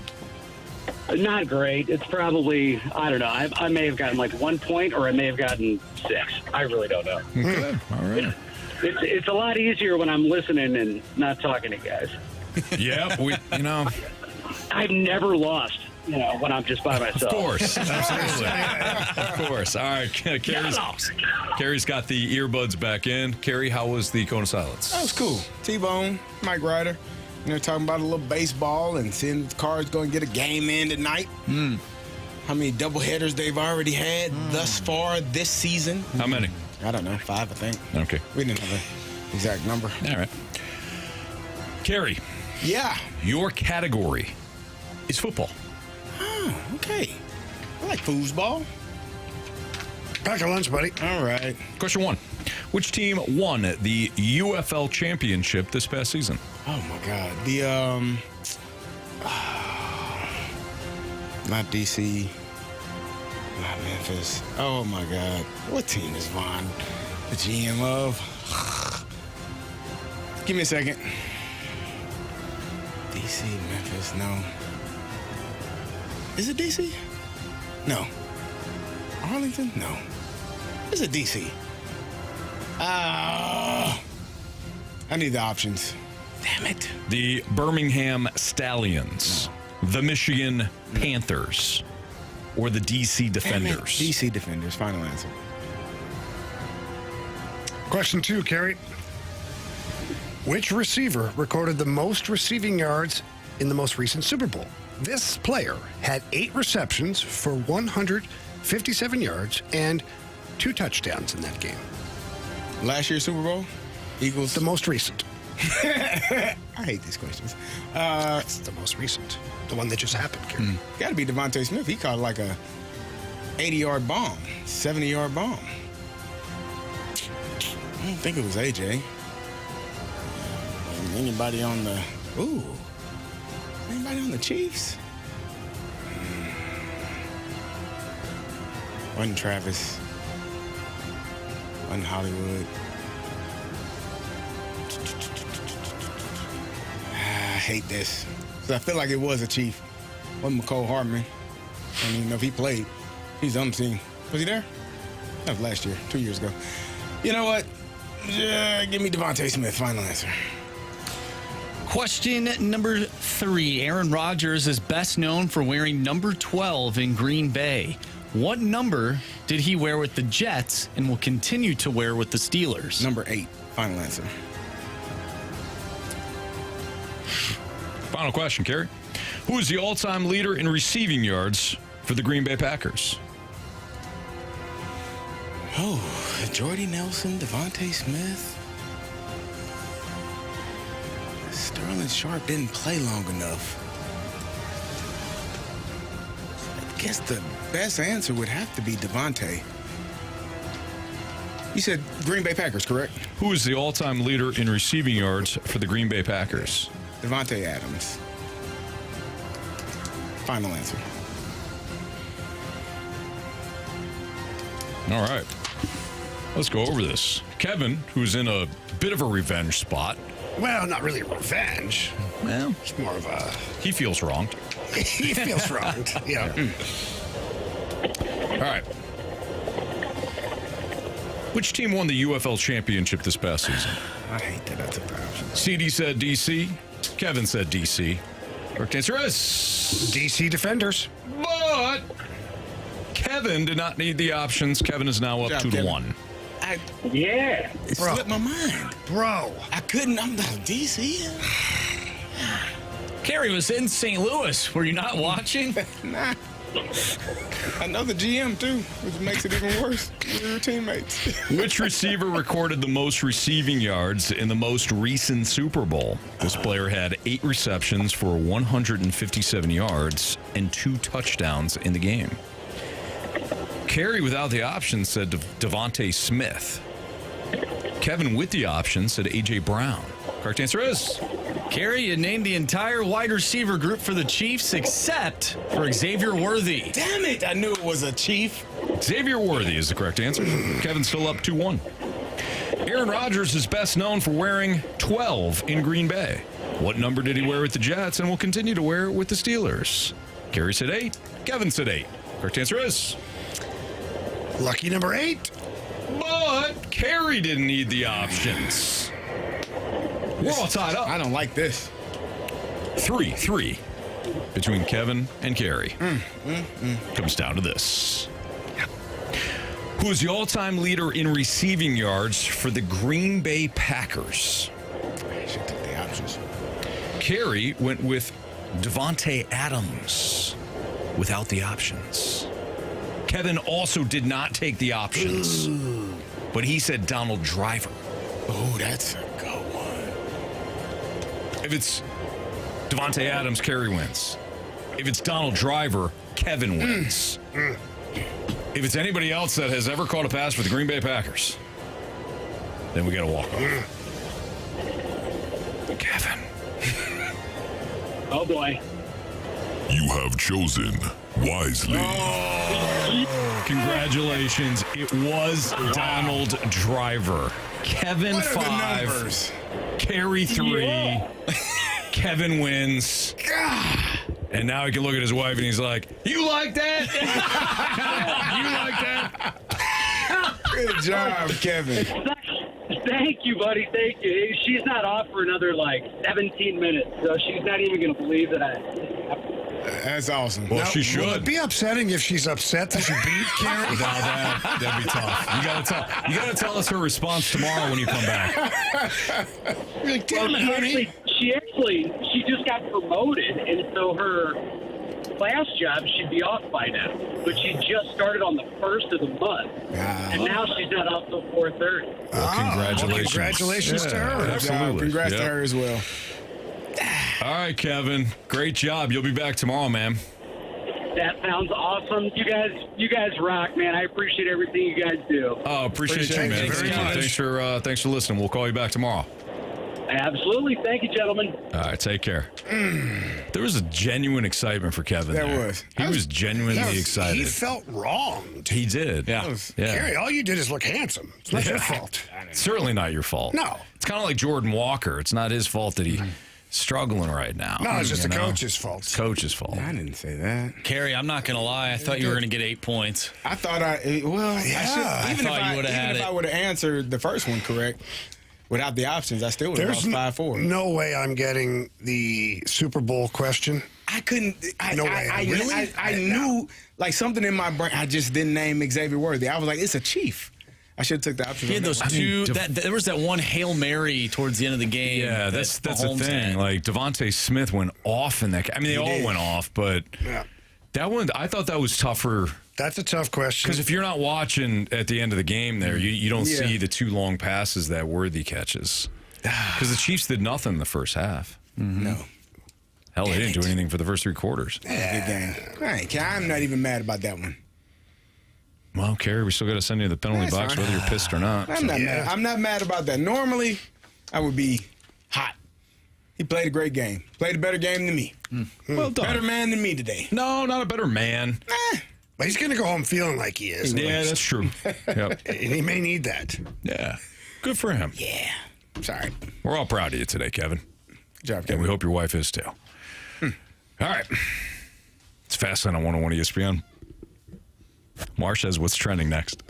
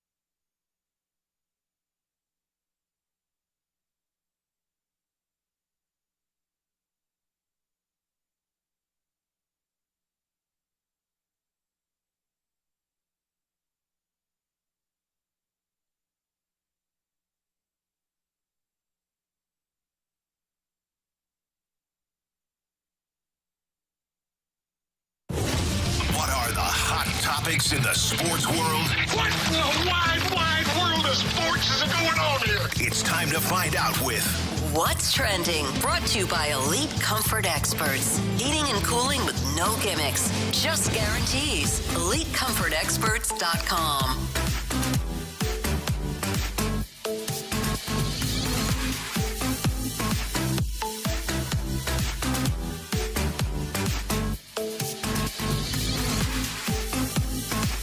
Back to the Fast Lane here on 101 ESPN with Anthony Stalter, Jamie Rivers, and Carey Davis, who is serving his penalty for losing in the Gauntlet today. He is in the penalty box in football, nonetheless. How you feeling over there, Carey? Not great. Not great. Yeah. Nor should you. It's a punishment. Yeah, it is. That's why you got to sit in this chair. It's a penalty. You can't hear yourself. Yep. You just sit here for however long the damn segment takes. Yeah, maybe this one will run long. Maybe. Yeah, maybe not. You guys want to know what's trending? What's trending? Pickleball. Yeah, it is, Marsh. Yeah, it is. And we have your shot right now to score a pair of 4-day passes for Major League Pickleball, sponsored by Stella Artois. Next Thursday, July 17th through next Sunday, July 20th at Chaffetz Arena. Hosted by the hometown St. Louis Shock, this event will be the largest indoor pro pickleball event ever. 101 listeners can also get a special discount on single-day and 4-day tickets by using the code WXOS. So those are our call letters here at 101 ESPN, WXOS. So just use that code if you're looking for a discount on single-day and 4-day tickets. You can find all the details and a bonus chance to win free tickets for Major League Pickleball at 101ESPN.com or on your 101 mobile app. But here is your trivia question for today. If you have the correct answer and you send it into the Air Comfort Service text line at 314-399-9646, you'll get the tickets. Carey shared a story of how a former Purdue linebacker, after tackling Carey, said, hey, you guys belong in the conference. It insulted not only Carey, but somebody else in this show. What conference did that linebacker tell Carey that he and Illinois deserve to be in? Some may view it as a slight. Carey did. Some may view it as an honor. But what conference was it that linebacker insulted Carey that fine day at Champaign? Or were you in? It was in West Lafayette. West Lafayette, okay. Yeah. Whatever, dog. Getting the hell to get out of us. So you have the correct answer. Send it on in. Air Comfort Service text line. Marshy, go. All right. So we alluded to this earlier in the show. Season 2 of the show Quarterback, which you can find on Netflix. And we mentioned Kirk Cousins, and we're going to talk a little bit more about that later in the show. His feelings could hurt? Maybe. Okay. Maybe. But I want to talk about a different quarterback that is on that show, Joe Burrow. Last year, in the in-season installment of Hard Knocks, we saw that Joe Burrow was interested in purchasing the Batmobile. I don't know if you remember that. Talked about wanting to buy, I believe, Christopher Nolan's version of the Batmobile. Okay. With Christian Bale as Batman. However, Joe Burrow ended up getting his house broken into, if you remember that as well. Or earlier in the year. I do remember that, yes. They were on the road. I believe they were playing Dallas. Someone broke into his house. Yes. So he did not actually end up purchasing the Batmobile. I have a question for you guys. If you could have one odd piece of memorabilia, it could be from a movie, it could be from sports, it could be from anything that is of high dollar value, what would that odd thing be? Well, I don't know, but off the top of my head, like if I thought about it for a while, I might come up with a different answer. But in theme, I would love Kit from Knight Rider. Like from a movie? No, it could be from a movie or TV show, but anything we can have from that? What about something from Marvel? Yes. Like I want the Winter Soldier arm. There you go. So you spoke too soon. I know you. Thank you, Carey. I appreciate you. Thank you. And you know what? It's perfect too because, man, I'm sad. Thank you, Carey. Yeah. I love you, man. Yeah. So the kids and I and Kristen were watching the movie Soul Surfer about the women surfer. I think her name is Bethany something. When she was young, she got her arm bit off by the shark. still became a world famous surfer. And I told the kids, hey, if that ever happened to me, I want the Winter Soldier arm. Yeah. Killian said, no problem. The rest of them looked at me like I was crazy. But I want that Winter Soldier arm just in case. Just in case you need it. Yeah. Yeah. Thanks, Carey. I don't know what's value, like a signed game jersey from someone or a rookie card that's worth millions of dollars. Yeah. Something Honus like that. Wagner card. Yeah, some in mint condition. I don't know. I don't know nothing about baseball. If this cards, is from a but- TV or movie show. No, he said anything. Could be anything. Oh, anything. It could be anything. Like Wayne Gretzky rookie card signed by him. Yeah, that'd be like the Batmobile. Like, Right. who's owning the Batmobile? Well, not Joe Something Burrow. weird like that. Yeah. Good call. What about Back to the Future, the car? Oh, the DeLorean. yeah, the DeLorean. Yeah, like the original. Yeah. Flux Yeah, but like capacitor. I feel like there's different directions for this. Like Carey, you're in one direction where you can own something and then like make a whole bunch of money off Let's of just say you're not selling it. How about that? Yeah. Let's say you're not selling it. But that's okay. So you're tweaking the game here a little bit. I'm tweaking You're the not game. going to sell it? Like it's in your can't- house, yeah, it's in your garage, and something people you show wanted. up. Yeah. They're like, whoa. Does it have to be in my garage though? Because what if I want? What if it's something bigger? Yeah, it could be anywhere. I mean, I think It's not that hard of a question. Jamie, it don't, is. There's Jamie, a lot of don't things that are confine, available out there, Marshy. Don't confine yourself outside of, again, you're not going to be selling this. I just have to own it. Yeah. Anything in the world. That's an object. Yeah. Yeah. Yes. Like, I agree.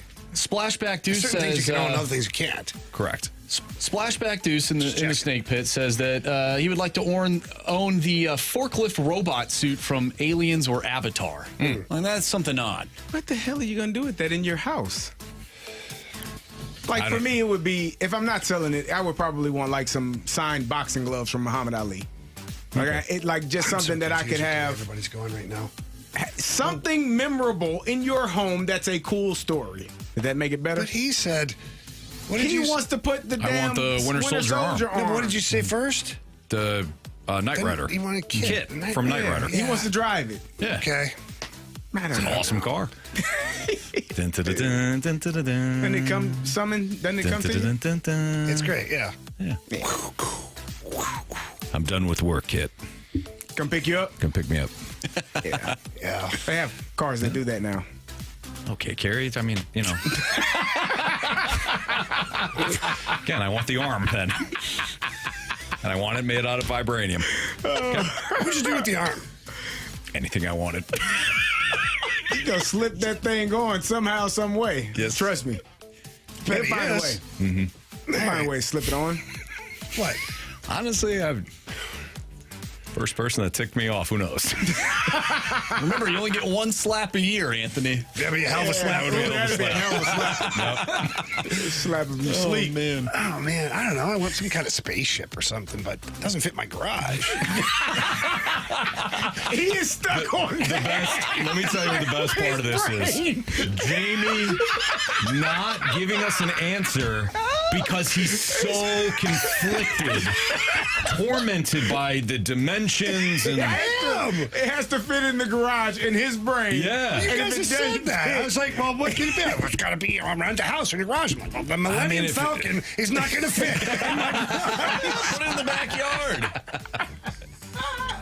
That would be cool, actually. I didn't even think about that. I want to get places fast.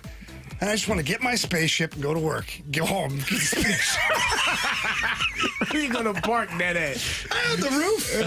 Who's going to stop me? Are they going to tow it? you can't park here. Yeah, all right. See as you get the aerial view, like tonight, Blues versus Blackhawks. The Enterprise, the Millennium Falcon's parked on top of the Enterprise Center. With just a sign that says 101 ESPN. On the window. Parking, free parking. That's incredible. See, there you go. Sir, you can't park here. Anthony, handle this. I got it. My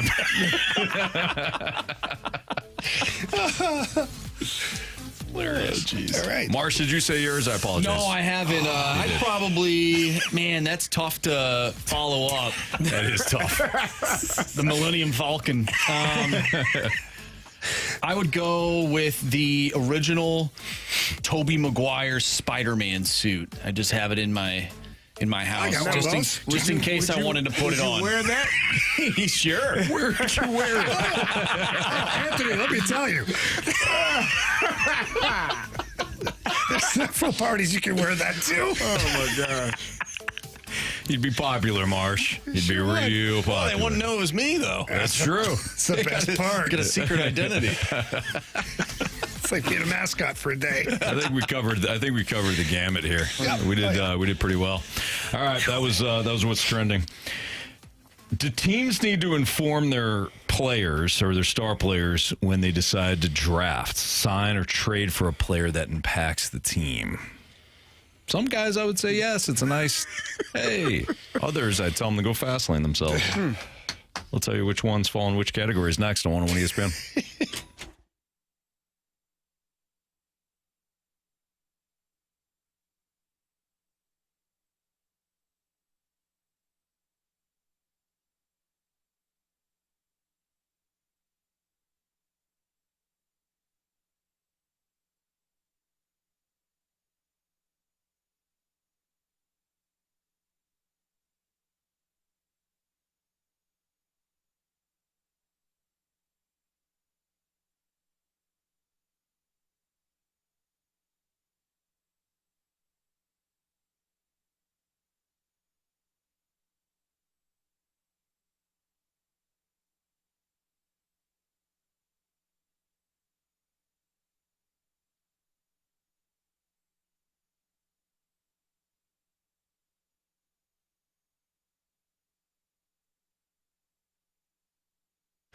Anthony, it's man, getting old's a terrible thing sometimes, and you always say, "Oh, like a fine wine." Not always, man. Not always. The road to getting to be a fine wine can be a tough one, and low testosterone is that ugly thing that presents itself in all men at different stages of their life. And boy, am I glad that we found mentality.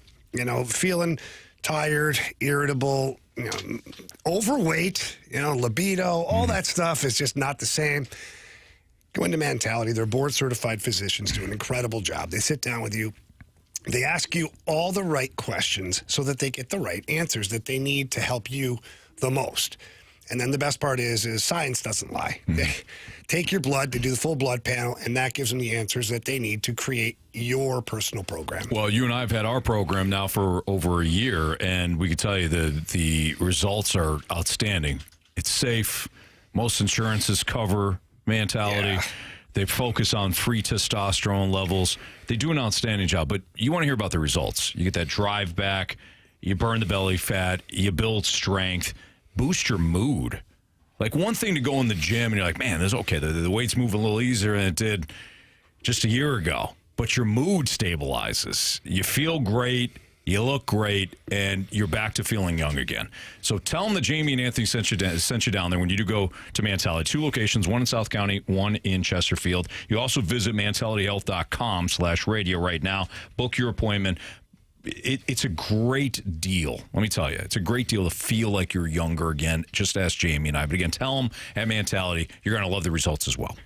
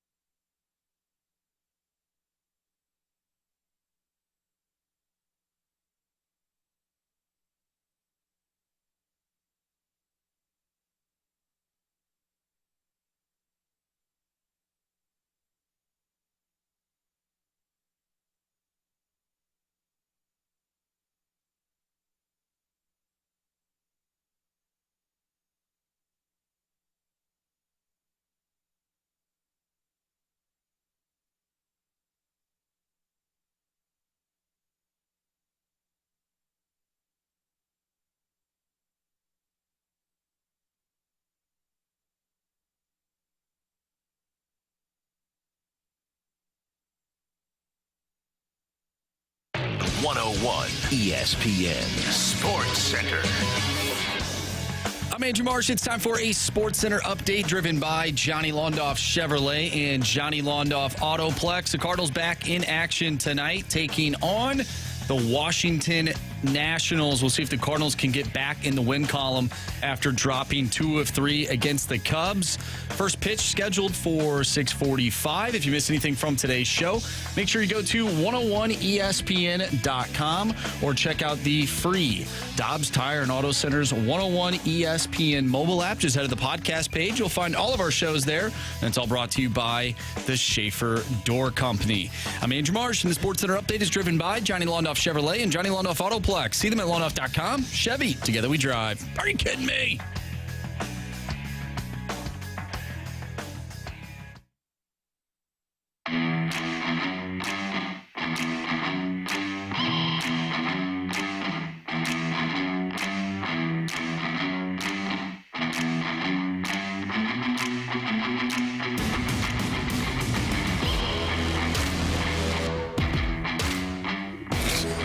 Lightning. Right when he came back. Shook the whole. Is that what that Did was? I say lightning? Yeah. Yeah, lightning would not. Yeah, that would be thunder. Thunder. Was that thunder that I heard? That was thunder. Yeah. Wow. I didn't know what I thought Carey just banged his knee again. I do that from time to time. You do it, yeah. And it hurts. It doesn't feel good. I've done it like once. I don't know how you do it every other day. I do. Well, my setup is a little different than yours. Oh, it's probably because you're encroaching on my territory Well, again. that's because I got to scoot over to make. You know what, Jamie? We did the measurement. Ever since then, I've been. Have you? Doing what I need to do. Mm-hmm. You know, you complained about 2 inches. It was 2.5. It's a big difference, Carey. Clearly. You should know that. Well said.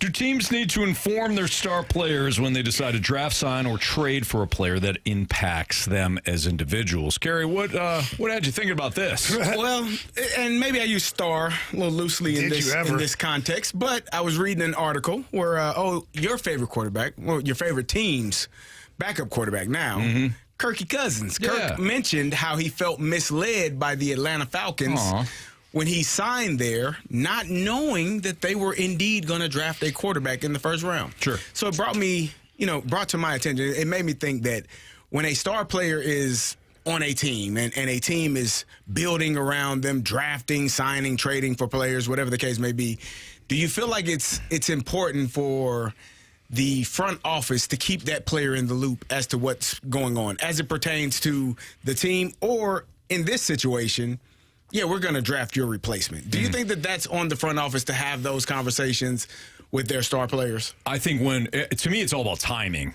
I do think it's professional to give the player a heads up. So in this case, the Falcons were on the clock, and Kirk Cousins got a phone call from Zach Robinson, the offensive coordinator, that they were going to take Michael Penix.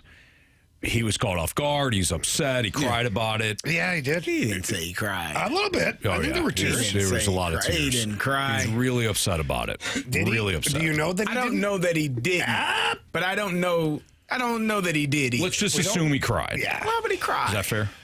Maybe he got so mad he cried. Because he doesn't like to compete. Well, Remember, like when you're a kid, you get so mad. Like, why are you crying? Because I'm mad. Right. Yeah, he didn't have the emoji. He doesn't like to compete at all. He just doesn't. I don't think he doesn't like to compete. No. He said he would have signed in Minnesota had he known that. Well, he said he would have signed there too. Exactly. He would have signed there because he knew that they were actually looking for a quarterback. He went if he had the choice between the two, and both knew the outcome was going to be the same for both organizations. Right, both he would have went back to taking Minnesota. A quarterback in the first round, he would have went back to Minnesota. Yeah, listen, I'm sorry he feels that way. I do. I'm sorry he feels that way. But so Kirk Cousins, you don't have to let him know. Well, but the time they did let him know. Yeah, what are you going to do, right, Carey? You brought this point up the following day when you and I were like the only people outside of Atlanta that were like, you know what? Honestly, this makes sense. Penix fell to them. They love Penix. They took him. Yeah. They didn't know when they signed Kirk Cousins if Penix was going to be there. Correct. Well, they could have had Bo Nix. I don't know if they love Bo Nix. Right. I didn't know if they loved J.J. McCarthy. They loved Penix as the QB. So he fell to them. They got on the phone and gave Kirky Chains a phone call. Right. You know, so What'd I do? You did. Your face is. Shut up. Yeah. I do think it's professional to say, hey, here's a heads up. This is what we're thinking, right? If you mean that much, now you can't do that with every player, right? But if you mean a lot to the organization, right? You've had a long. Let's say it's Aaron Rodgers with Green Bay, right? Do you think they called him and told them they were drafting Jordan Love in the first round? Well, they couldn't find him because he was in the in the wilderness hole in the there. Darkness. Yeah, but that's a situation where it's like, hey, listen, probably give you a heads up on that. When the Patriots selected Garoppolo, they probably should have given Tommy Boy a. But that wasn't the first round pick. Garoppolo was a but still was a second round pick. You know what I mean? So that's my opinion on it. But really, it's all about timing because you can't tell a guy right away, hey, we're gonna sign somebody that also plays your position if you have no idea if you're able to put ink to paper. Right. You know, so that's my. I don't think you owe the player anything. You don't owe it, but I think it's. I don't think you owe it. I think it's professional to give them a heads up. Why?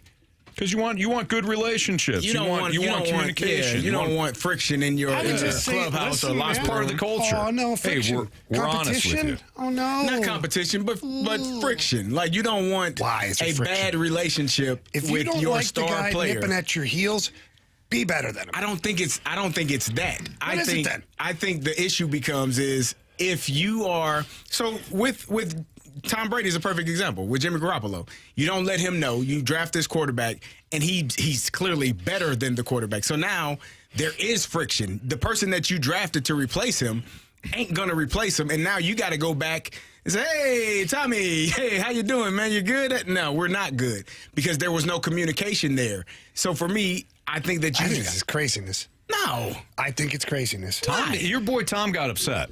You don't think Tom Brady should have known? He went to the owner. Said, get rid of this guy. I don't think Tom Brady should have done that. Oh, come on. I'm being dead serious. You may not like what I have to say, and that's fine. I'm just saying, if you're a star player, what the hell are you worried about? I don't think it's about being worried. But what? Oh, the whole sign of respect. For what? It's just being a professional. I think it's catering to the player when you don't have to. Paying him lots of money. He's the best at that position that you have. And 2 years from now, he may not be. And if he's not, he's going to get replaced. Bottom line. He don't like that. That's just the way sports is. But you know how sensitive some of these dudes are. Like Kirky is one of the more sensitive guys that I think I've ever not known personally, but feel like I know very well. Why do you hate He's Kirk a baby back guy. Why do you hate Kirk Cousins so much? Do you want to know why I don't like him at all? Yeah. Because he's not that good. But he's gotten paid like it? He's gotten paid like it. He's the most overpaid quarterback in NFL history to have not really done a damn thing. And yet some people look at the stats that he's compiled and say, well, he's better than you think. Yeah, I was that person 2 years ago. You were.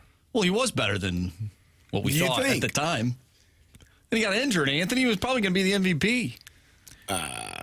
Of the regular season and then probably lose in the first round. Hey, I'm not disagreeing with you on that one. Kirky is a souped-up version of Sam Bradford, in my opinion. Wow. And I don't feel bad for Kirk Cousins. They misled me. You misled him when you were hurt and played 5 games, threw 0 touchdowns and 8 interceptions and cost the Falcons a playoff opportunity. We coup. We're even.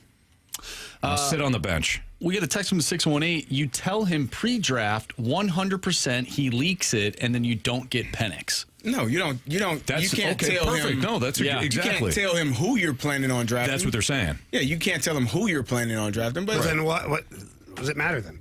Well, because the team is every other team is like, wait a minute. Why would they be getting a quarterback when they just signed Kirk Cousins? Maybe we need to be on high alert for another quarterback to be taken. I'm sure some teams had Penix on their list, and their entire plan went out the window. Denver. That's how they wound up with Bo Nix. There are reports, like Sean Payton's like, no, I love them. Love Bo Nix. Apparently it was Penix 1, and they were shocked when the Falcons took him. So, yeah. I guess it depends on who you are. Maybe to Jamie's point, it depends on who you are. If it's Kirk, you don't. The only thing we owe you is $100 million. What? He doesn't think so for Tom either. That's the one I'm shocked about, honestly. I love Tom, but I'm still allowed to not be happy with something that he's done. It's baseball. Wow. Anthony Rusty wants to know, what about Dak Prescott? Do you think Dak Prescott is much like Kirk Cousins?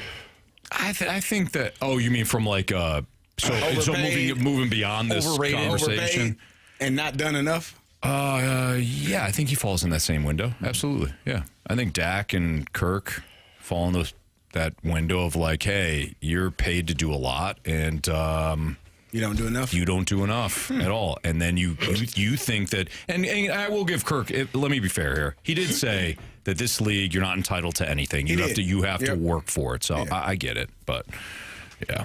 But to me, he has been that quarterback that is like people love to. Oh, well, he's better than you think. Well, somebody said that about Eric Fetty too. Oh, no, it's better than you think. You're just knocking all your favorites down today. Knocking them down. Gosh. Seriously. Who else you got on there? On that list? Yeah, Who's on my Mount Rushmore of just yours or the actual Mount Rushmore? No. You mean ours? Jamie and I one time had our Mount Rushmore, which included five. They were like, wait, what? Well, we're like, who's the other? Who's the other? You already got four guys. Yeah. So who's the last guy? No, there's only four. All right, it's Fastlane on 101 at ESPN. So every year in the NFL, there's a team or teams that go from dead last in their division to, at the very least, securing a playoff spot. Had two last year, Chargers and Commanders. Who could we see flipping the script this season? That's next on 101 ESPN.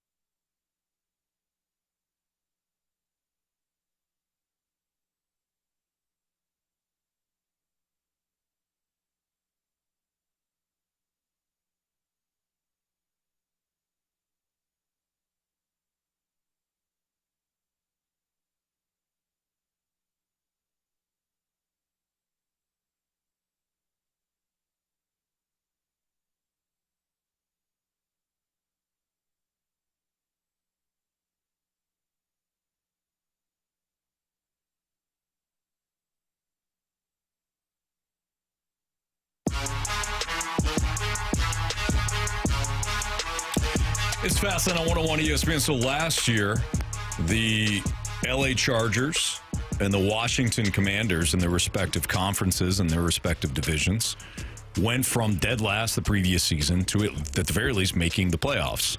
The Commanders went on to win 2 playoff games, in fact, and lost to the Eagles in the NFC Championship game. If you guys are looking at the last place teams for the NFL last year, the last place division teams, who flips the script this year and makes the playoffs? From last place teams? Last place teams. It's only 2, in my opinion. I agree. San Francisco, for one. That's one. And I don't think it's the Bears. Chicago Bears. But it could be the Bears. That's everybody else you guys has were going. no chance. No chance. The Saints they'll be dead last might again. get relegated. Cleveland? Hell no. Joe Flacco is there. You're thinking of one more. I have a team. Could be a dark horse team. Yeah. To Tennessee? No chance. Marshy, No. Raiders. You better not. You better not do the Giants. You better not do it again. Do what again? You had me last year. Don't do it again. No, He's going with the it's Giants. not. No, it's not. Oh, goodness gracious, no. Okay, thank you. It's actually a team that hits home for one of us. It's home. Oh, Dark Patriots? horse. New England Patriots. No. Hell no. No. Hell no. Just because of Vrabel? Vrabel, you have And May Stephon had- Diggs. Drake May, I think, is going to have a good year. That's a tough. That's a tough conference to be making the playoffs for the Patriots. That one's Could be tough. a wild card team. No. Final wild card. Chargers, Chiefs, can't see Colts, it. Texans. I thought you were going Titans because you like Cam Ward. I thought he was going the Giants again, and I was going to Carey. walk out. Yeah. I would never We make did. that mistake. Yeah, you and but I- you know what? Thank you, Carey. We did. No, I didn't blame him solely. He's the one that told me to watch. It was a good show. And it was a damn good show. It was a damn good The show. way they edited it, the music. And got Carey. they did such a poor job at doing their job on television that they didn't even, no team wanted to be a part of that this year. Yeah. That's how bad they were. What do you guys think of the Raiders? I think they're interesting. That's what I'm looking at too. They're going to be, at the very least, they were going to be vastly improved. Like they're going to. That's at least, I think, a 6 to 7 win team. I don't think know they're if still a playoffs, number one receiver away. Like their number one is Jacoby Myers. I know you got Brock Bowers at tight end. He's the number one option. But a true number one outside receiver. Like you got to have a guy that stretches the field, that eyeballs are on. Otherwise, you're going to be that box is going to be packed in. If they can keep everything in tight with Bowers in there and Ashton Genty, I think it's a little bit difficult. I think they are a number one receiver away from competing in that division. I don't think that anybody's going to overtake the Chiefs in that division. I think the Chiefs are going to be really good this year. Getting back, it's really going off on a limb. Well, I didn't think they were good last year. In fairness to I didn't Carey, think they were good last year. Carey didn't have them in the playoffs last well, year. I had them in the playoffs. I had them bounced early. Like I didn't think that they were a good team last year. They eked by damn near every game. This year, the Chiefs. I didn't think they were a dominant team. I think they will be a dominant team this year. Getting back Rashee Rice is going to be huge for that offense. Anthony loves it. He does. He's ready to cheer for them once his he needs a team in January and February. I respect. I'm not even going to take that as a slight. That's just a pure fact. I respect the Chiefs. Michael Penix is going to help y'all win the division. I hope so. And he needs a team for the full month of January. I hope so, but we've been a couple weeks into February. I think the Panthers are going to be improved. But they're not. They're not improved to win the division. Improved. No, they're their going to defense be a is 7-win team. Yeah. Like the New Orleans Saints ain't even trying. The Saints, I think, has the number one overall pick next year. There you go. And the Buccaneers, that's a coin toss. The Falcons could win. Listen, Anthony, your Falcons could win the division. Don't take your head. I have to. Don't take your head. I can still hear. I said, but he can still hear. It's kind of like Jamie taking off his glasses. He can still hear me. What? Exactly. Oh, there you go. The Falcons could win the division this year. Good luck. I've had my hopes up before. Yeah. This is their year. Bucks division lose.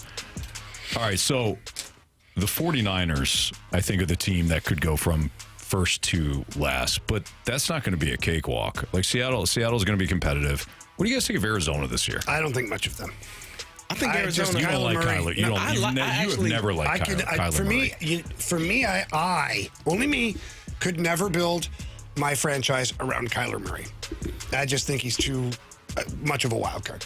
I like Kyler Murray, and that might be because he is a wild card. Like, he is, when he's dialed in, he's dialed in. And I don't think that he's not ever dialed in. I know they had the issue with him playing video games a few years ago. But there's been reports that he's kind of turned his I think maturity watching level him play, like, he is electric. Like, and when you got a player like that, you can't discredit or discount them, because anything at any time could happen. The problem with guys like that, Carey, is yes, he is a phenomenal talent.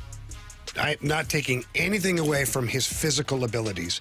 The problem with a guy like Kyler Murray, though, it's like once a game, I call it the ticking time bomb. It goes off. And you don't know when you don't know when that's going to be. It's going to be that where he's half tackled, spinning around, throws the ball left-handed backwards into another guy's hands for a touchdown. In fairness, that's Will Levis. Yes. It actually was Will Levis. It actually was.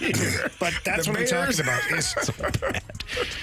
I just can't. Yeah. I just can't. I'm leaning. Too much of a walker. I'm leaning with Jamie here because Verdanska's back with Warzone on Call of Duty. So you think Kyler's going to be busy? Anthony, he's going to be preoccupied. Verdanska's back. Okay. It's been back. He's probably playing a lot of that. Because why wouldn't you? Yeah. It's a great game. So I'm with Jamie. Okay. Could be smoke and mirrors this year. All right. But I might draft him in fantasy football. Yeah, he's going to be running around. That's for sure. He does like to do that. He does. He does like to run. All right. We've got the biggest question of the day. It's centered on the Cardinals, and it's centered on one of their favorite words. Tell you what it is next on 101 ESPN.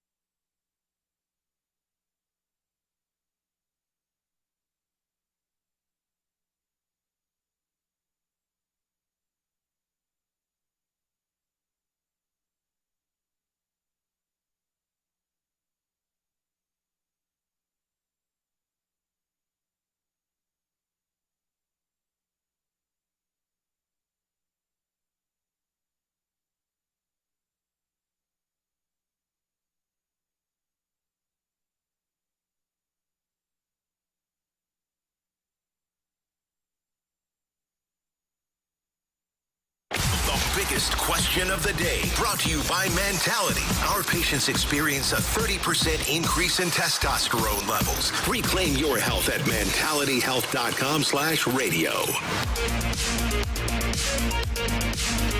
502, your time check is brought to you by Clarkson Jewelers, an officially licensed Rolex jeweler with Angel Marsh, Carey Davis, and Jamie Rivers. I'm Anthony Stalter. So here's the biggest question of the day. I wanted to ask you guys this. If the Cardinals sit out at the deadline, meaning they don't do anything in terms of like trading the expiring contracts, or even if they just merely add like a reliever, right? Like I would still consider that kind of sitting out. Is that another way that they're clinging to mediocrity, which is their favorite word besides patience? I thought patience was the word you were going for. It's not. It's mediocrity. I mean, does that signal to you that they kind of are just like, hey, we're cool with being mediocre? Are they getting better with this middle reliever that they're going to bring in? No, sir. Then what are we doing? And they're not getting better for the future because they're not trading away the expiring contracts. Yeah, it's a waste of time. Okay. You wasted the last 2 years. I would say last 3 years. That's how I feel. Like, honestly. That's how I feel. Because really, it's not unlike the Blues season from a couple of years ago. Some people, and I saw one of the people in our snake pit kind of gave us some crap earlier about being the home of the Blues. The Blues, though, with Doug Armstrong, would have done something with the expiring contracts. He would have a plan. Absolutely. A couple of years ago, it was clear, like, look, I don't know if I'm going to get anything of value, but I'm going to try. Yeah.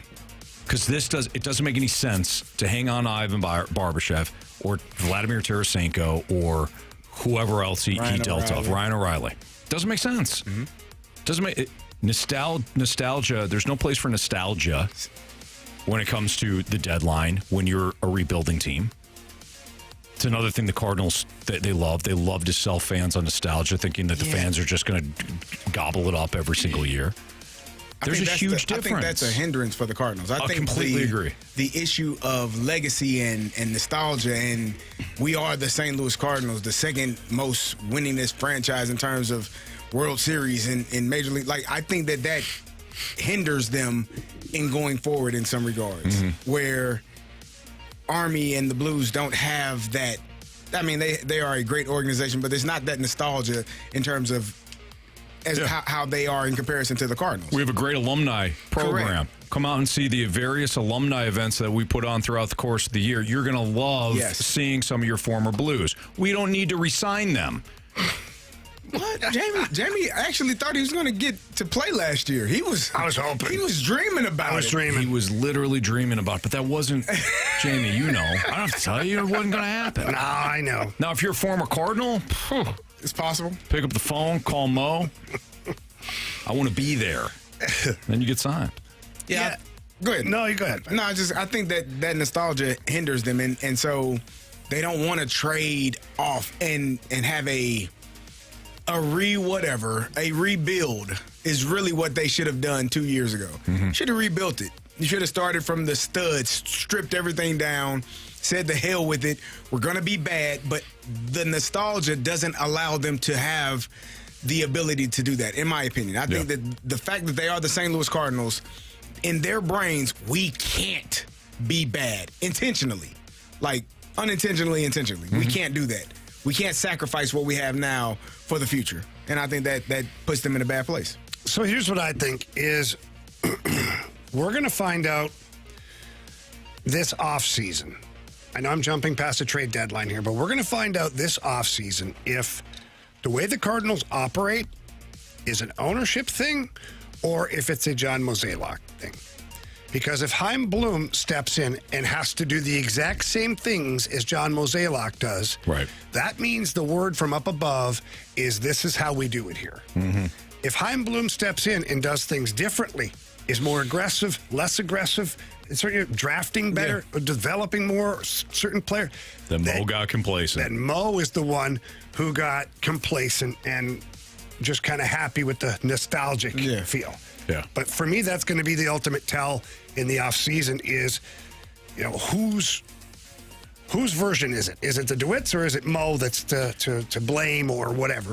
I think that's a really good point, Jamie, because I do think that it's been a combination of the two. I think that the DeWitts have really said, look, and they have every right. We always bring this up. They have every right to make money. Absolutely. They're a company. Right? They are the St. Louis Cardinals company. They have every right to make money and turn a profit every single year. They bought the club. We didn't. They did. But but they put restrictions in place clearly. They have a budget in place clearly. Could they, loosen up the purse strings a little bit? Probably. Instead, they cite things like gate revenue and boy, we're taking a hit this year. And you had people come show up to hand over fists constantly, year after year after year. Where's that money? Where's that money? It's different. That's in the bank account. Yeah, that money's gone. It's Don't on worry your about that. yacht. Don't you look at that. Don't look over here. So I do think ownership has a huge part in this, but Mo's culpable because I don't think Mo has really done anything differently in 10 years. And maybe he's not complacent, guys. But he certainly isn't thinking outside the box anymore. There's no new. This is the deadline. If the deadline comes and he gets a reliever and that's it, and he sits there and we listen to offers and we just felt as though that we really like this team and it takes two to tango. And if it's all that, then it's the same crap as the last couple of years. I would really like to know his thought process on like how some of these trades or non-trades come about. Like, what made you not make a deal? Like, what were you getting in return that you felt like was not sufficient enough to trade a player? Right. Or why did you trade this player? I would love to be able to take a peek behind the curtain and really understand, whether it's the financial part or it's the chemistry part. You don't want every guy on your roster. They might not be a good fit. Totally understand that. But your job is to make the team better. And I feel like at times, especially in the last few years, you're looking at a team, you're like, what did you do to make the team better? Like, in what areas? And as it pertains to the DeWitts, like, you got to spend money if you want people to show up. Right. Like, there's no reason, like, you bringing back Albert a few years ago, that in and of itself, people were going to, they're going to be. And they fell ass backwards into that one. And it just happened. They signed him in spring training. Spring training got lucky because they didn't like the option they had Juan for Yepes. Juan Yepes, a right-handed bat. Got lucky, and it worked out. But that's few and far between. Like, that's the exception. That's not really the rule. You don't luck into a guy finally. He was struggling, and it finally clicked for him. But you lucked into it. You're right. So I don't know. I hope that they do something. Like, make a decision. Like, I think that's when you are in leadership, you have to make a decision. It ain't always going to be the right one. Right. It ain't always going to be the most talked about or agreed upon decision. Right. But damn it, you have to make a decision. That's your job. And you have to have conviction in that decision that this is the best path. And maybe he's convicted that there is no best path. We just stick here. I don't know. That's ridiculous. I promise I'll stick to this. I don't even care if it's the wrong decision at this point. Just make a decision and tell the fan base, this is what we were thinking. Yeah. If it doesn't work out, but at least this is what we're trying to do. Right? We all make 100 decisions a day. Some work out, some don't, but there's some sort of thinking behind it. But I feel like this front office, year after year after year, has gone the safe route, safe choice. We'll wait. Oh, damn, our time is up. We'll just have the same Didn't team. see that coming. Right. You didn't know it was a deadline? Nah. It snuck up on us. Did it? Yeah. Because going in when it's going to be. Have a plan. If it doesn't work out, hey, I understood the thought process behind it. Just didn't work out. So I want to answer this real quick. Well, I don't want to answer. I want to get your thoughts on it. From the 314, you can't sign the best free agent every year. He traded for Arenado and Goldie. Not talking about that. And signed Gray and Contreras. You can't sign the best free agent every year. I 100% agree. Well, you can. Can you if you got the money, sure. If you're the Dodgers. But can you at least try? Can you have conversations? How do we know they're not trying? We don't. How do you know they are? I don't. Tell me. We actually tried to get Juan Soto. They were asking for too much, and it just didn't make sense for our organization to go down that path. Like, let me know. Yeah. I don't know. But maybe it ain't my business. So, I don't know. It feels very frustrating at times. All right. It's Fastlane on 101 ESPN. It might have been Mo texting in, actually. It may have been. Yeah. Cardinals moves take forever safe. I agree, AB. Yep. All right. It's Fastlane on 101 ESPN. How easy is it to build culture? It's incredibly difficult. We'll talk about it from the Blues standpoint next on 101 ESPN.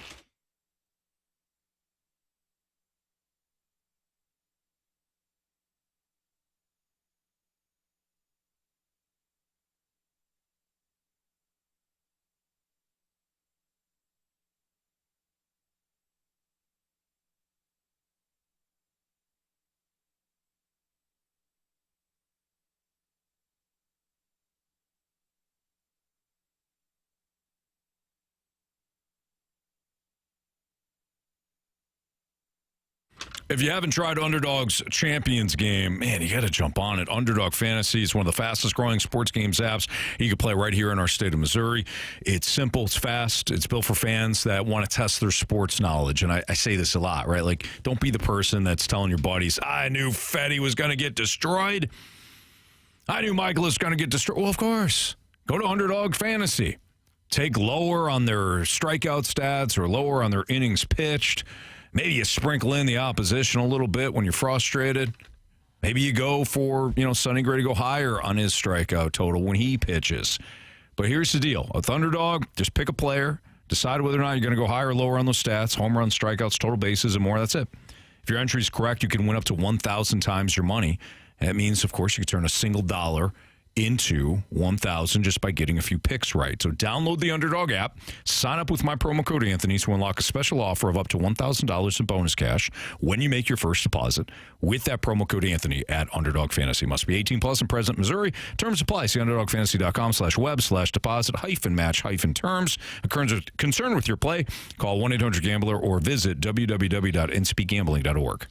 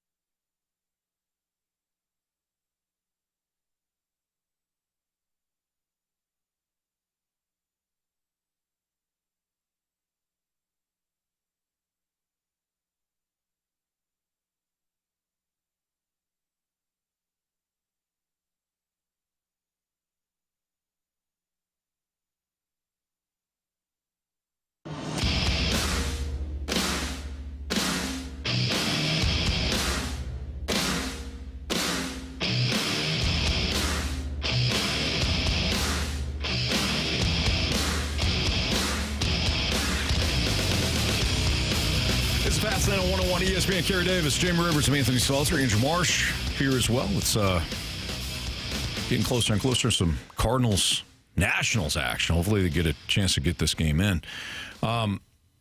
Jim Montgomery was on with the guys from TMA today, and one of the things that he had admitted was kind of interesting overall, and something that we really didn't think about because he did such a great job when he took over of building the culture or reestablishing the culture. But listen to what Monty said earlier today with TMA about one of the surprising aspects potentially of the job.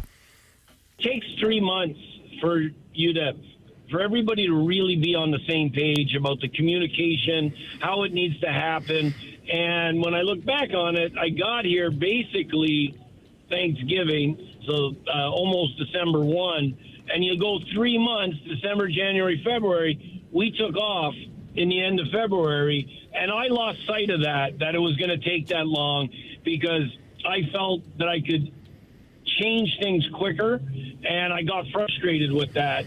And then I think the break helped us all, and that's why I think we took off, is because it does take a while for everybody to get on the same page and understand how we're going to communicate the expectations and the standard that we're going to hold each other accountable to. It's one of those things, guys, where you hear Monty say it, and you're like, oh, wow, yeah, no, that makes sense.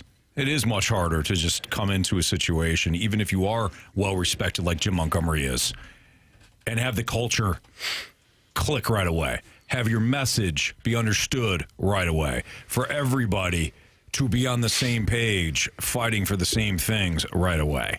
You're talking about different individuals with different backgrounds. Different point in the season, too. They were struggling at that point when Montgomery took over. And have it all click right away. But Monty did such a great job with this team, almost right away right out of the gates, that he made it look easy, even though building a culture is not. So I thought that was fascinating that he had mentioned that. Yeah, and there's another thing to remember, too, out of all this is, and like Monty said, he got frustrated, too, with the processes. When you take over a team or a company that is already under different leadership, so not only do you have to instill what you want for your details, your habits, your culture, your behaviors, your rules, whatever it is, you have to spend time deprogramming the group from what the past regime was doing. Mm-hmm. So when Monty came in at the end of November and took over a team that was coached by Drew Bannister, that was subsequently coached by Craig Berube, before that, like, you've got different layers now that you're digging through. And so Monty, when he left the Blues, he was part of that really good culture with Craig Berube and all that stuff. And so he's like, okay, so the group's probably going to be fine. It was a completely different group. You didn't have O'Reilly, Tarasenko, Barbashev. Go down the list. Right. All those guys are gone. Yeah. And so you're coming into a locker room that was, quite honestly, it was a very unsure locker room. No disrespect to Drew Bannister, but the players were unsure of his leadership. To a man, they say that they respect him, his hockey knowledge and everything, but they were just unsure about him, which I think everybody was. And so when Monty gets there, you have unsure players. You have Holloway, Broberg that are new additions, Foxa. So you're adding a whole bunch of more pieces to the recipe here, throwing all that in the pot. Yeah. And Monty probably thought, well, this is going to be close to what we had before. I'll just come in, we'll tweak a few things. We're right back to where we were when I was here last time. No, not the case. Not the case. And so it took him longer than expected. And so that Four Nations break, we always talk about, the players got time to decompress. They healed. Broberg went back to Sweden, worked on his game a little bit. His knee got better. Thomas's foot was 100%. Jim Montgomery and the coaching staff also had a chance to reorganize things during that break and also decompress a little bit and think about maybe some of the strategies or simplifying it, like he said, so that the team could just have similar common goals and achieve those goals quickly. If I remember correctly, when we had him on the show during that time, it might have been before the Four Nations, he said that all of the coaches are going to look over the opposite side. Penalty kill will tell you what the power play is doing. Exactly. All that stuff. Right. Yeah, so they had a chance to self-audit, basically, as a coaching staff. I really like this comment, too, from Splashback Deuce in the Snake Pit. He goes, rework costs you 3 times. The time spent doing it wrong, the time undoing it, and the time redoing it right. Yeah. I think that's great. It's 100%. That goes back to what you're saying about even a company. You take over. Carey, you've got various businesses as well. Jamie, you are a business guy. I would assume that comment hits home to you. It makes sense to me. I don't know. You have to figure out what the processes that are going wrong first. So when you just come in there with a company or a sports team, you don't know the lay of the land. Yeah. So the first little bit of time is spent learning about your employees / your players, and what the company's doing right, what they're doing wrong, why money's good, why money's bad, like all this. That first is, I call it the recon period. You're trying to figure out what the hell's going on here. Yeah. Then you try to implement yours, which now you're retraining people. And then finally you get to part 3 where they can start doing it the right way. So Monty also said something in that quote that Jeremy just brought up in the Snake Pit. He goes, they found the culture after 4 nations. And that was the other question I had for you guys. We all knew that the 4 Nations tournament was huge for guys like Robert Thomas. The motivation, opportunity to get healthy, players really clicked. But Monty even talked about the culture being formulated because of that 4 Nations tournament. So how big was that tournament as we look back in hindsight for much more than just guys like Robert Thomas? Oh, it's the break, right? Like, you needed the break there to reorganize everything. And I said it during the season. Monty and the staff never got a training camp. So he'd take over on the fly, and we were on the road. We were in New York City. And he takes over a team that's in the middle of a road trip. And now you're like, okay, do your thing. Hey, Monty, do that thing you do. You win the games. Win. While you're here. Do that winning thing, And you try as best you can, but you're playing a lot of games in a short amount of time. Because of the 4 nations, a lot of the schedule's condensed, so you're not getting as much practice time as you ordinarily would in a regular setting for a season. So there are a lot of variables that, again, I don't think Monty foresaw. I don't think anybody foresaw, for that matter. It's also amazing, too, guys, that just what an appreciation I have for the Florida Panthers, even more so. Like, do you talk about Monty, who makes it look easy with a culture to build him admitting it took a lot longer than I thought it was going to be. I was a little frustrated about it, but again, he made it look easy. Look what the Florida Panthers have done. They've done it to a championship level. The culture that they have built and sustained, and guys wanting to stay there, take less money, that is very impressive and, quite frankly, scary for the rest of the league. Oh, yeah. Yeah, I think the way they've done it. And they've got 9 of their core players back in for next year. Don't you shut your mouth. They're going to be back again? Yep. Okay. I won't be betting against them. Florida Panthers. Stanley Cup champs. Put your money on it right now. No, you could download the Circus Sports Illinois app. You got great lines on the futures bets. I won't be going with them because I'll be going with your St. Louis Blues. Oh, yeah, definitely. Absolutely. Wow. Yep. Okay. Me too, Marshy. Love the enthusiasm. No, we all will, Marsh. We all Whatever will. you put down, I'll double it. Yeah. Okay. Okay. Carey, were you about to say something about that? I don't recall. All right. You heard it here first. Anthony doesn't believe. I said Probably yes. miss the playoffs now. No, they're not going to miss the playoffs. This team is locked, Why would you do ready that? to go. I did not feel say the belief in your voice. Yeah, Marsh didn't feel it, but it was there. I was going to say something about the culture for the Blues. It is. They have culture. They'll be fine. They're going to win, Anthony, despite what you say. Exactly. I haven't said anything.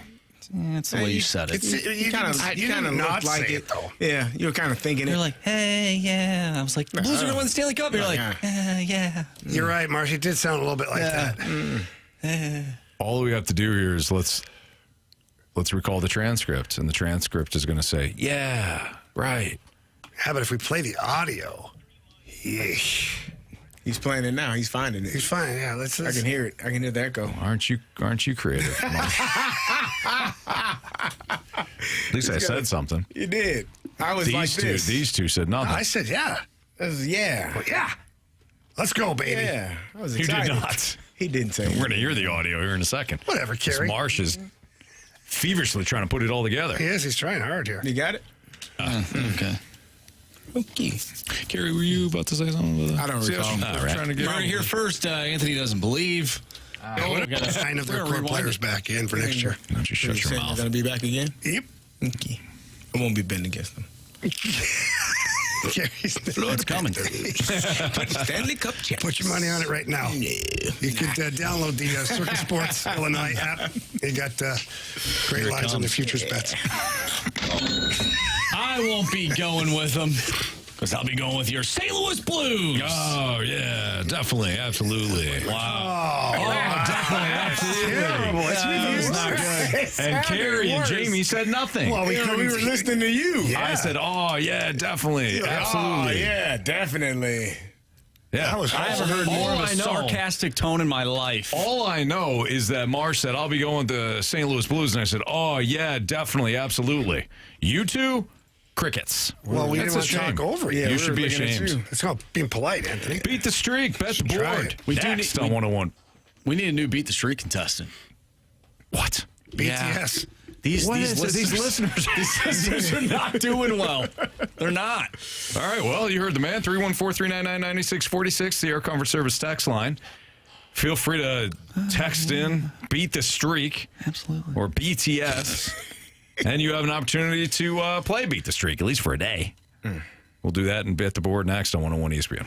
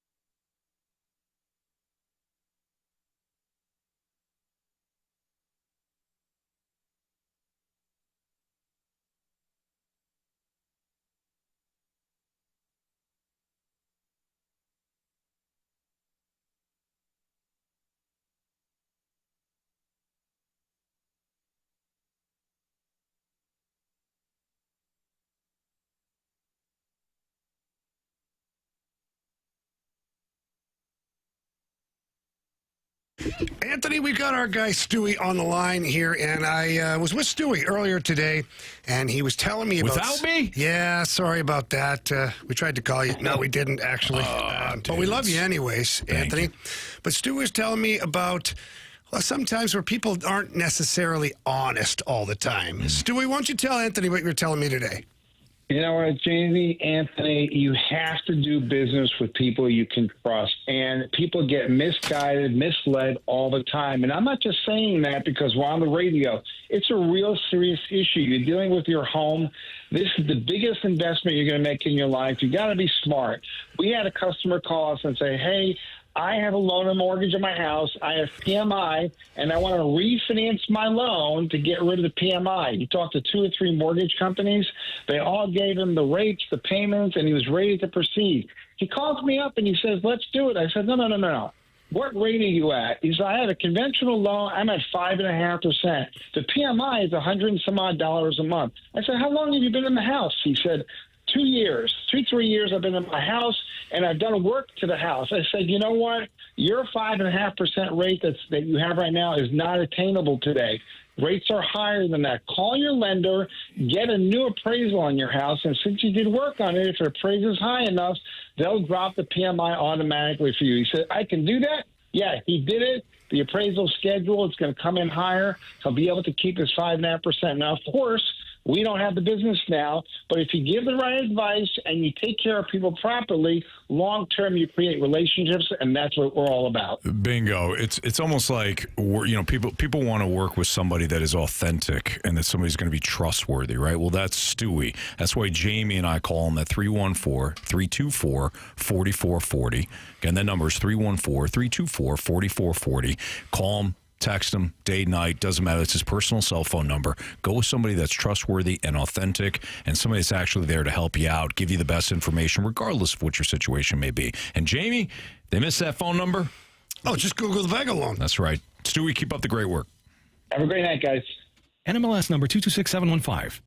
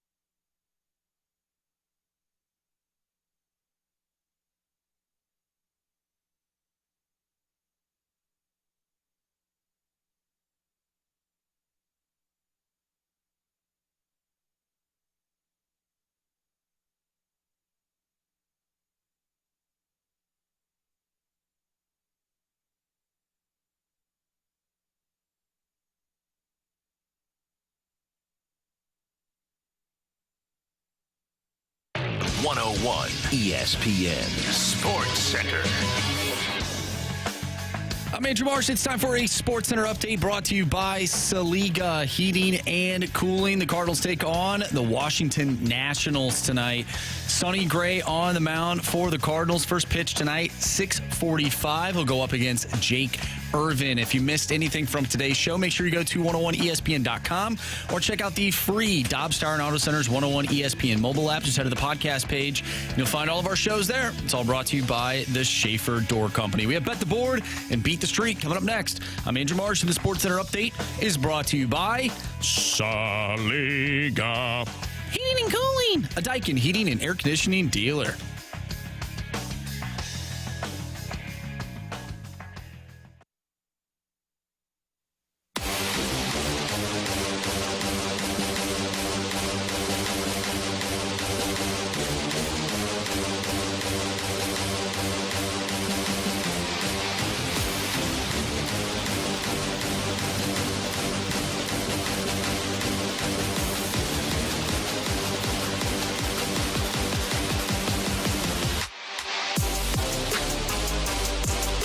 right, Marsh is trying to get somebody on to play Beat the Streak, but apparently people don't want that smoke. They're not answering the phone, They're Anthony. not answering the phone. They say they want it, and then when Marsh calls them, You got one right here, Marsh.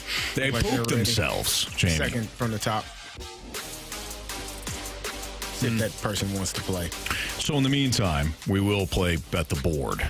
Yeah. Jamie, you and I lost last night. I know. The Milwaukee Brewers were a layup of a play once I found out that everybody wanted the Dodgers. Oh, well.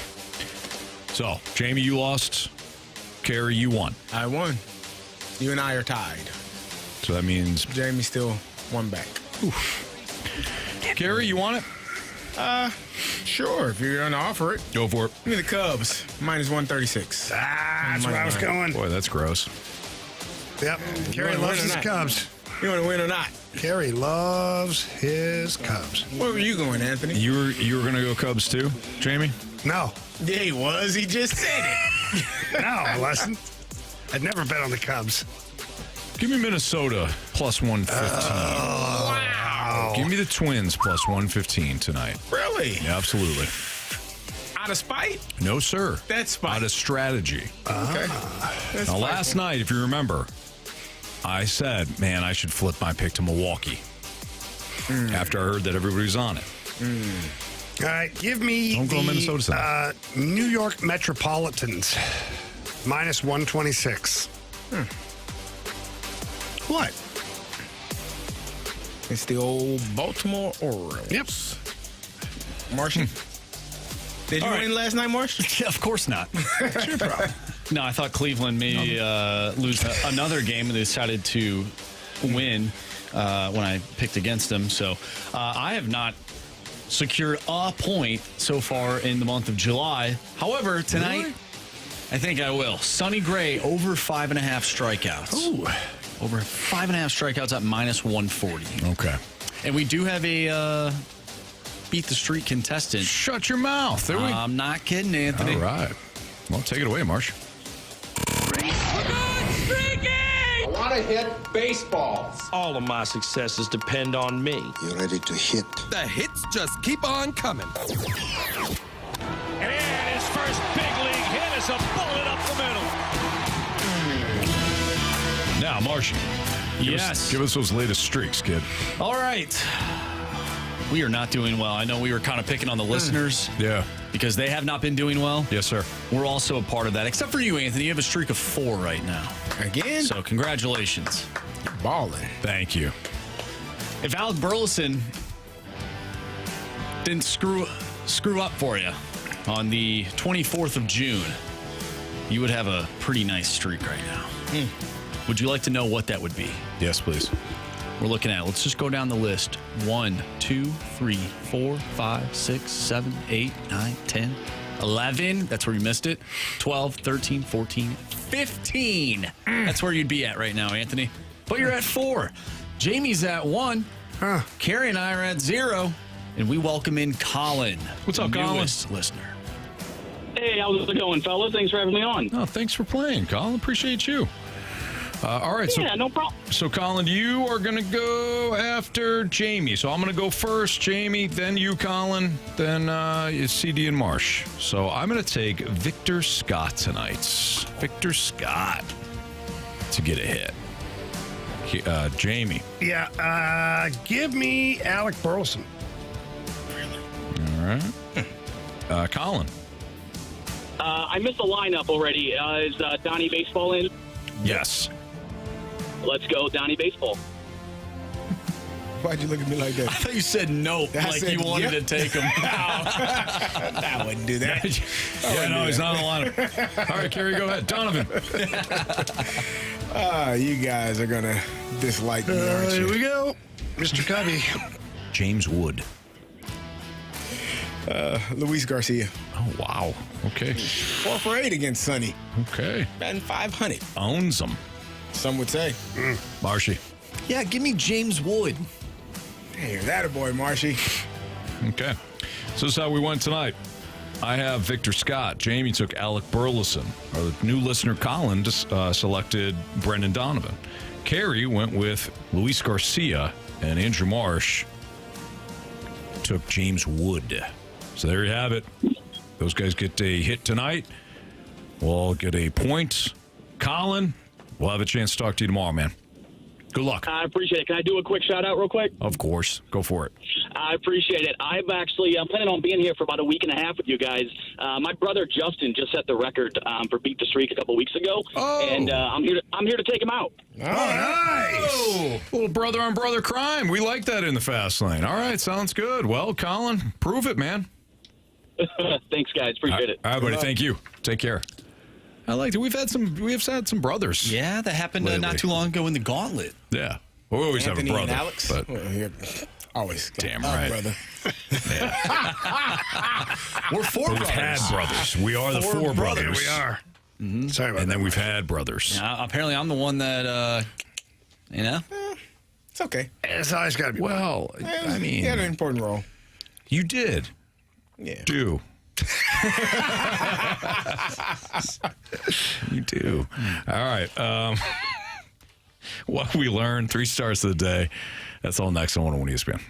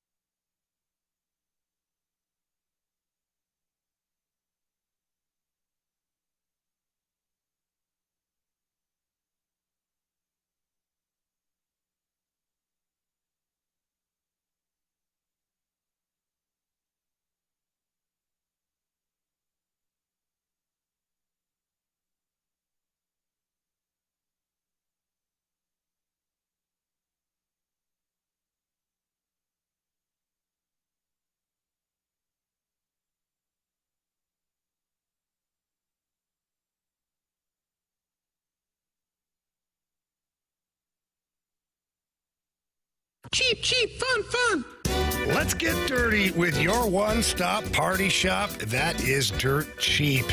They are the best in the business. They've always got the best deals, too. Great deals. Don't be fooled by their name either. Dirt Cheap doesn't mean the items. It means the prices. And I just loaded up not too long ago for my July 4th party and weekend, and it was awesome. They've got all sorts of great deals going on. They've got the little airplane bottles. They sell the buckets of that Fireball, too. Just a lot of fun for everybody there. Always got great deals on their Busch Light, Modelo, Corona, Bud Light, Natty Light. They've also got some of the good beverages too. That Cutwater, the Twisted Tea, High Noons are available. And don't be surprised when you download the Dirt Cheap Rewards app. They've got all sorts of deals on there too, and they give you a heads up for certain things that are coming up. You can find all of that on the app. And once you have the app too, you can place a pickup or a delivery order. And there are a couple of locations that have the drive-through available. So please stop by your local Dirt Cheap today. Check out all the fun stuff they have inside. Trust me, you won't be disappointed. For any more information, you can always check them out at cheapcheapfunfun.com. Again, that's cheapcheapfunfun.com. Remember to have fun, but please be careful out there.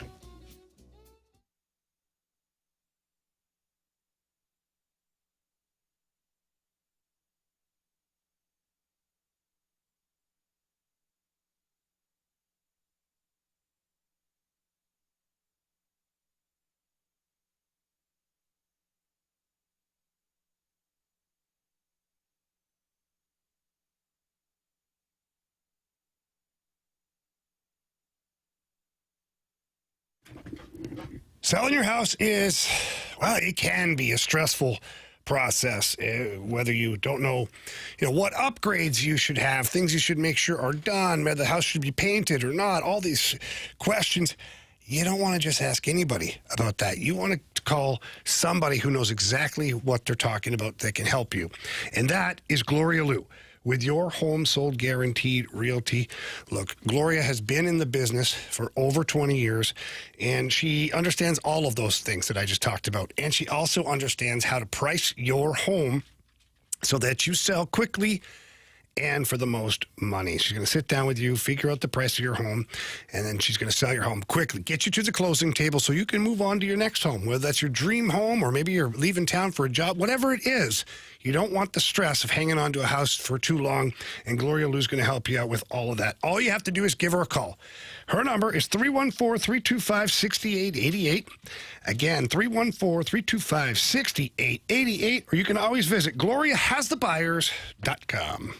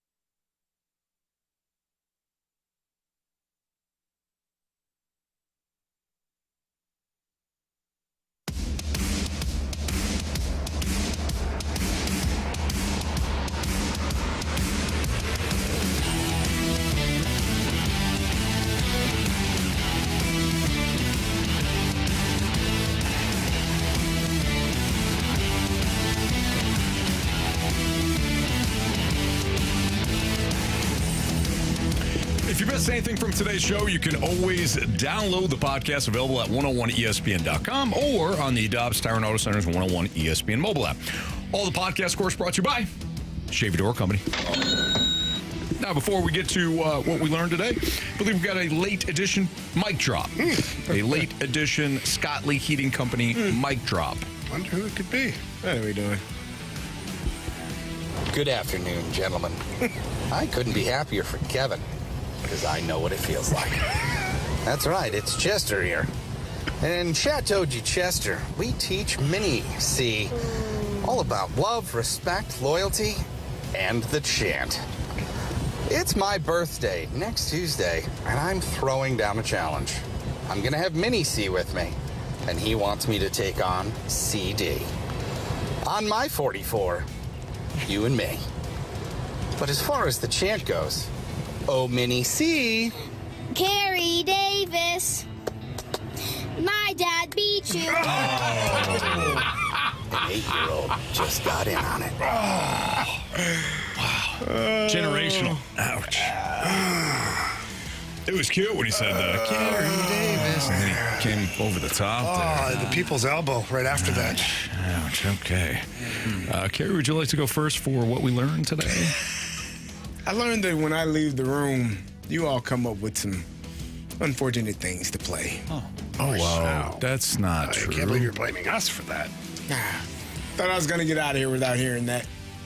But Marshy saved it to the final hour. Yeah. Final segment of the day. He did.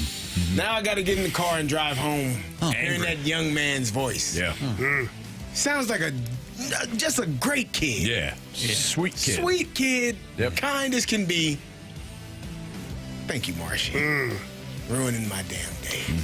Well, I mean, I didn't send the mic drop. Nah, you played it, though. Well, everyone was raving about it in the snake pit. I had to check out what was being raved about. It was that mic drop. All right. Jamie, what did you learn today, pal? I learned that if you're almost any Cardinal on the roster, that it's your fault when you lose games, not Ollie's fault. Yeah. But if you're one particular Cardinal, Jordan Walker, then it's all the coaches' faults, all of them, not just Ollie's, all of them, when you can't hit a baseball properly. It's his fault, That's what I too. learned. Yep. You got to hit the ball. That's not what I heard today. Nah, go back and check the tape. Oh, I did. You did not. Oh, I did. Speaking of checking the tape, we did check the tape, and what I learned today is that Anthony doesn't believe in the Blues. He don't believe. That was harmful. He don't believe. He's like, yeah. He's like, yeah. Absolutely. Absolutely. Definitely, I said. I said, yeah, definitely, absolutely. Terrible. Stank on it. Meanwhile, Jamie, silent. Carey, silent. We're respecting your moment. And your silence speaks volumes. All right, what I learned today was that Sean Phillips, former linebacker of the Chargers and the Purdue Boilermakers, has no class. Why? No class. Why? Disrespected my guy, Carey Davis, and inadvertently me. By saying that Carey and his Illini should be playing in the MAC. Actually, he said, you guys suck. You belong in the MAC. Really, Sean didn't realize the Super Bowl champion Ben Roethlisberger played in the MAC. Yeah. Or Byron Antonio Leftwich. Brown. Yeah. Antonio Brown. I don't Unk guys. Aaron Fisher. How many more you got? champions. Thunder Dan Marley. At that point, Chris Kaman. Chris Kaman. Why did we do that? Chris Kaman. We did the Jason Bateman. Jason Bateman. Well, I'm not sure about that one. Never seen that, Jason Bateman.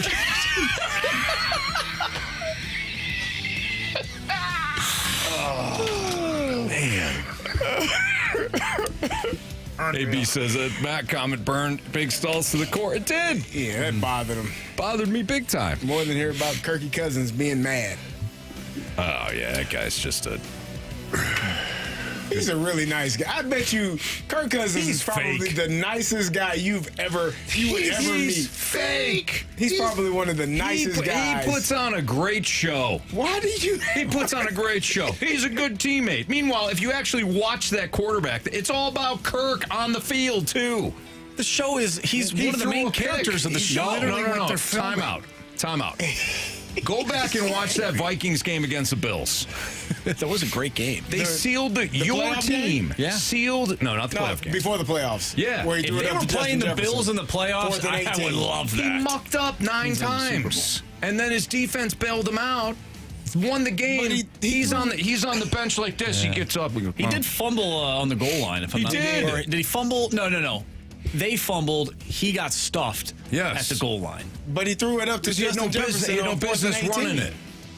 It's 4th and 18, Anthony. Oh, you mean the Stephon Diggs, the Justin, didn't he throw the one to Justin Jefferson? 4th and 18. the miracle catch? That Yeah. one bailed his ass out. Great throw. And he sat there on the bench as his Great team throw. celebrated a win.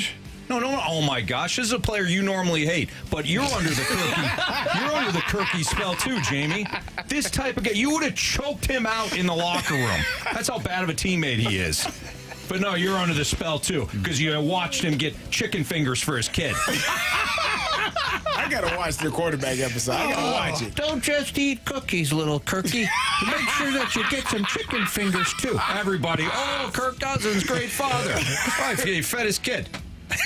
Fried meat. Yeah, it's a good father. Yeah, he's doing a great job. All right. You're so mad. Oh, my Lord. He's so upset. Oh, my God. If you're a therapist listening right now, please just text in. Mine probably is. He's taking notes. It's time for the Fast Lane's 3 Stars of the Day. Presented by Circus Sports Illinois.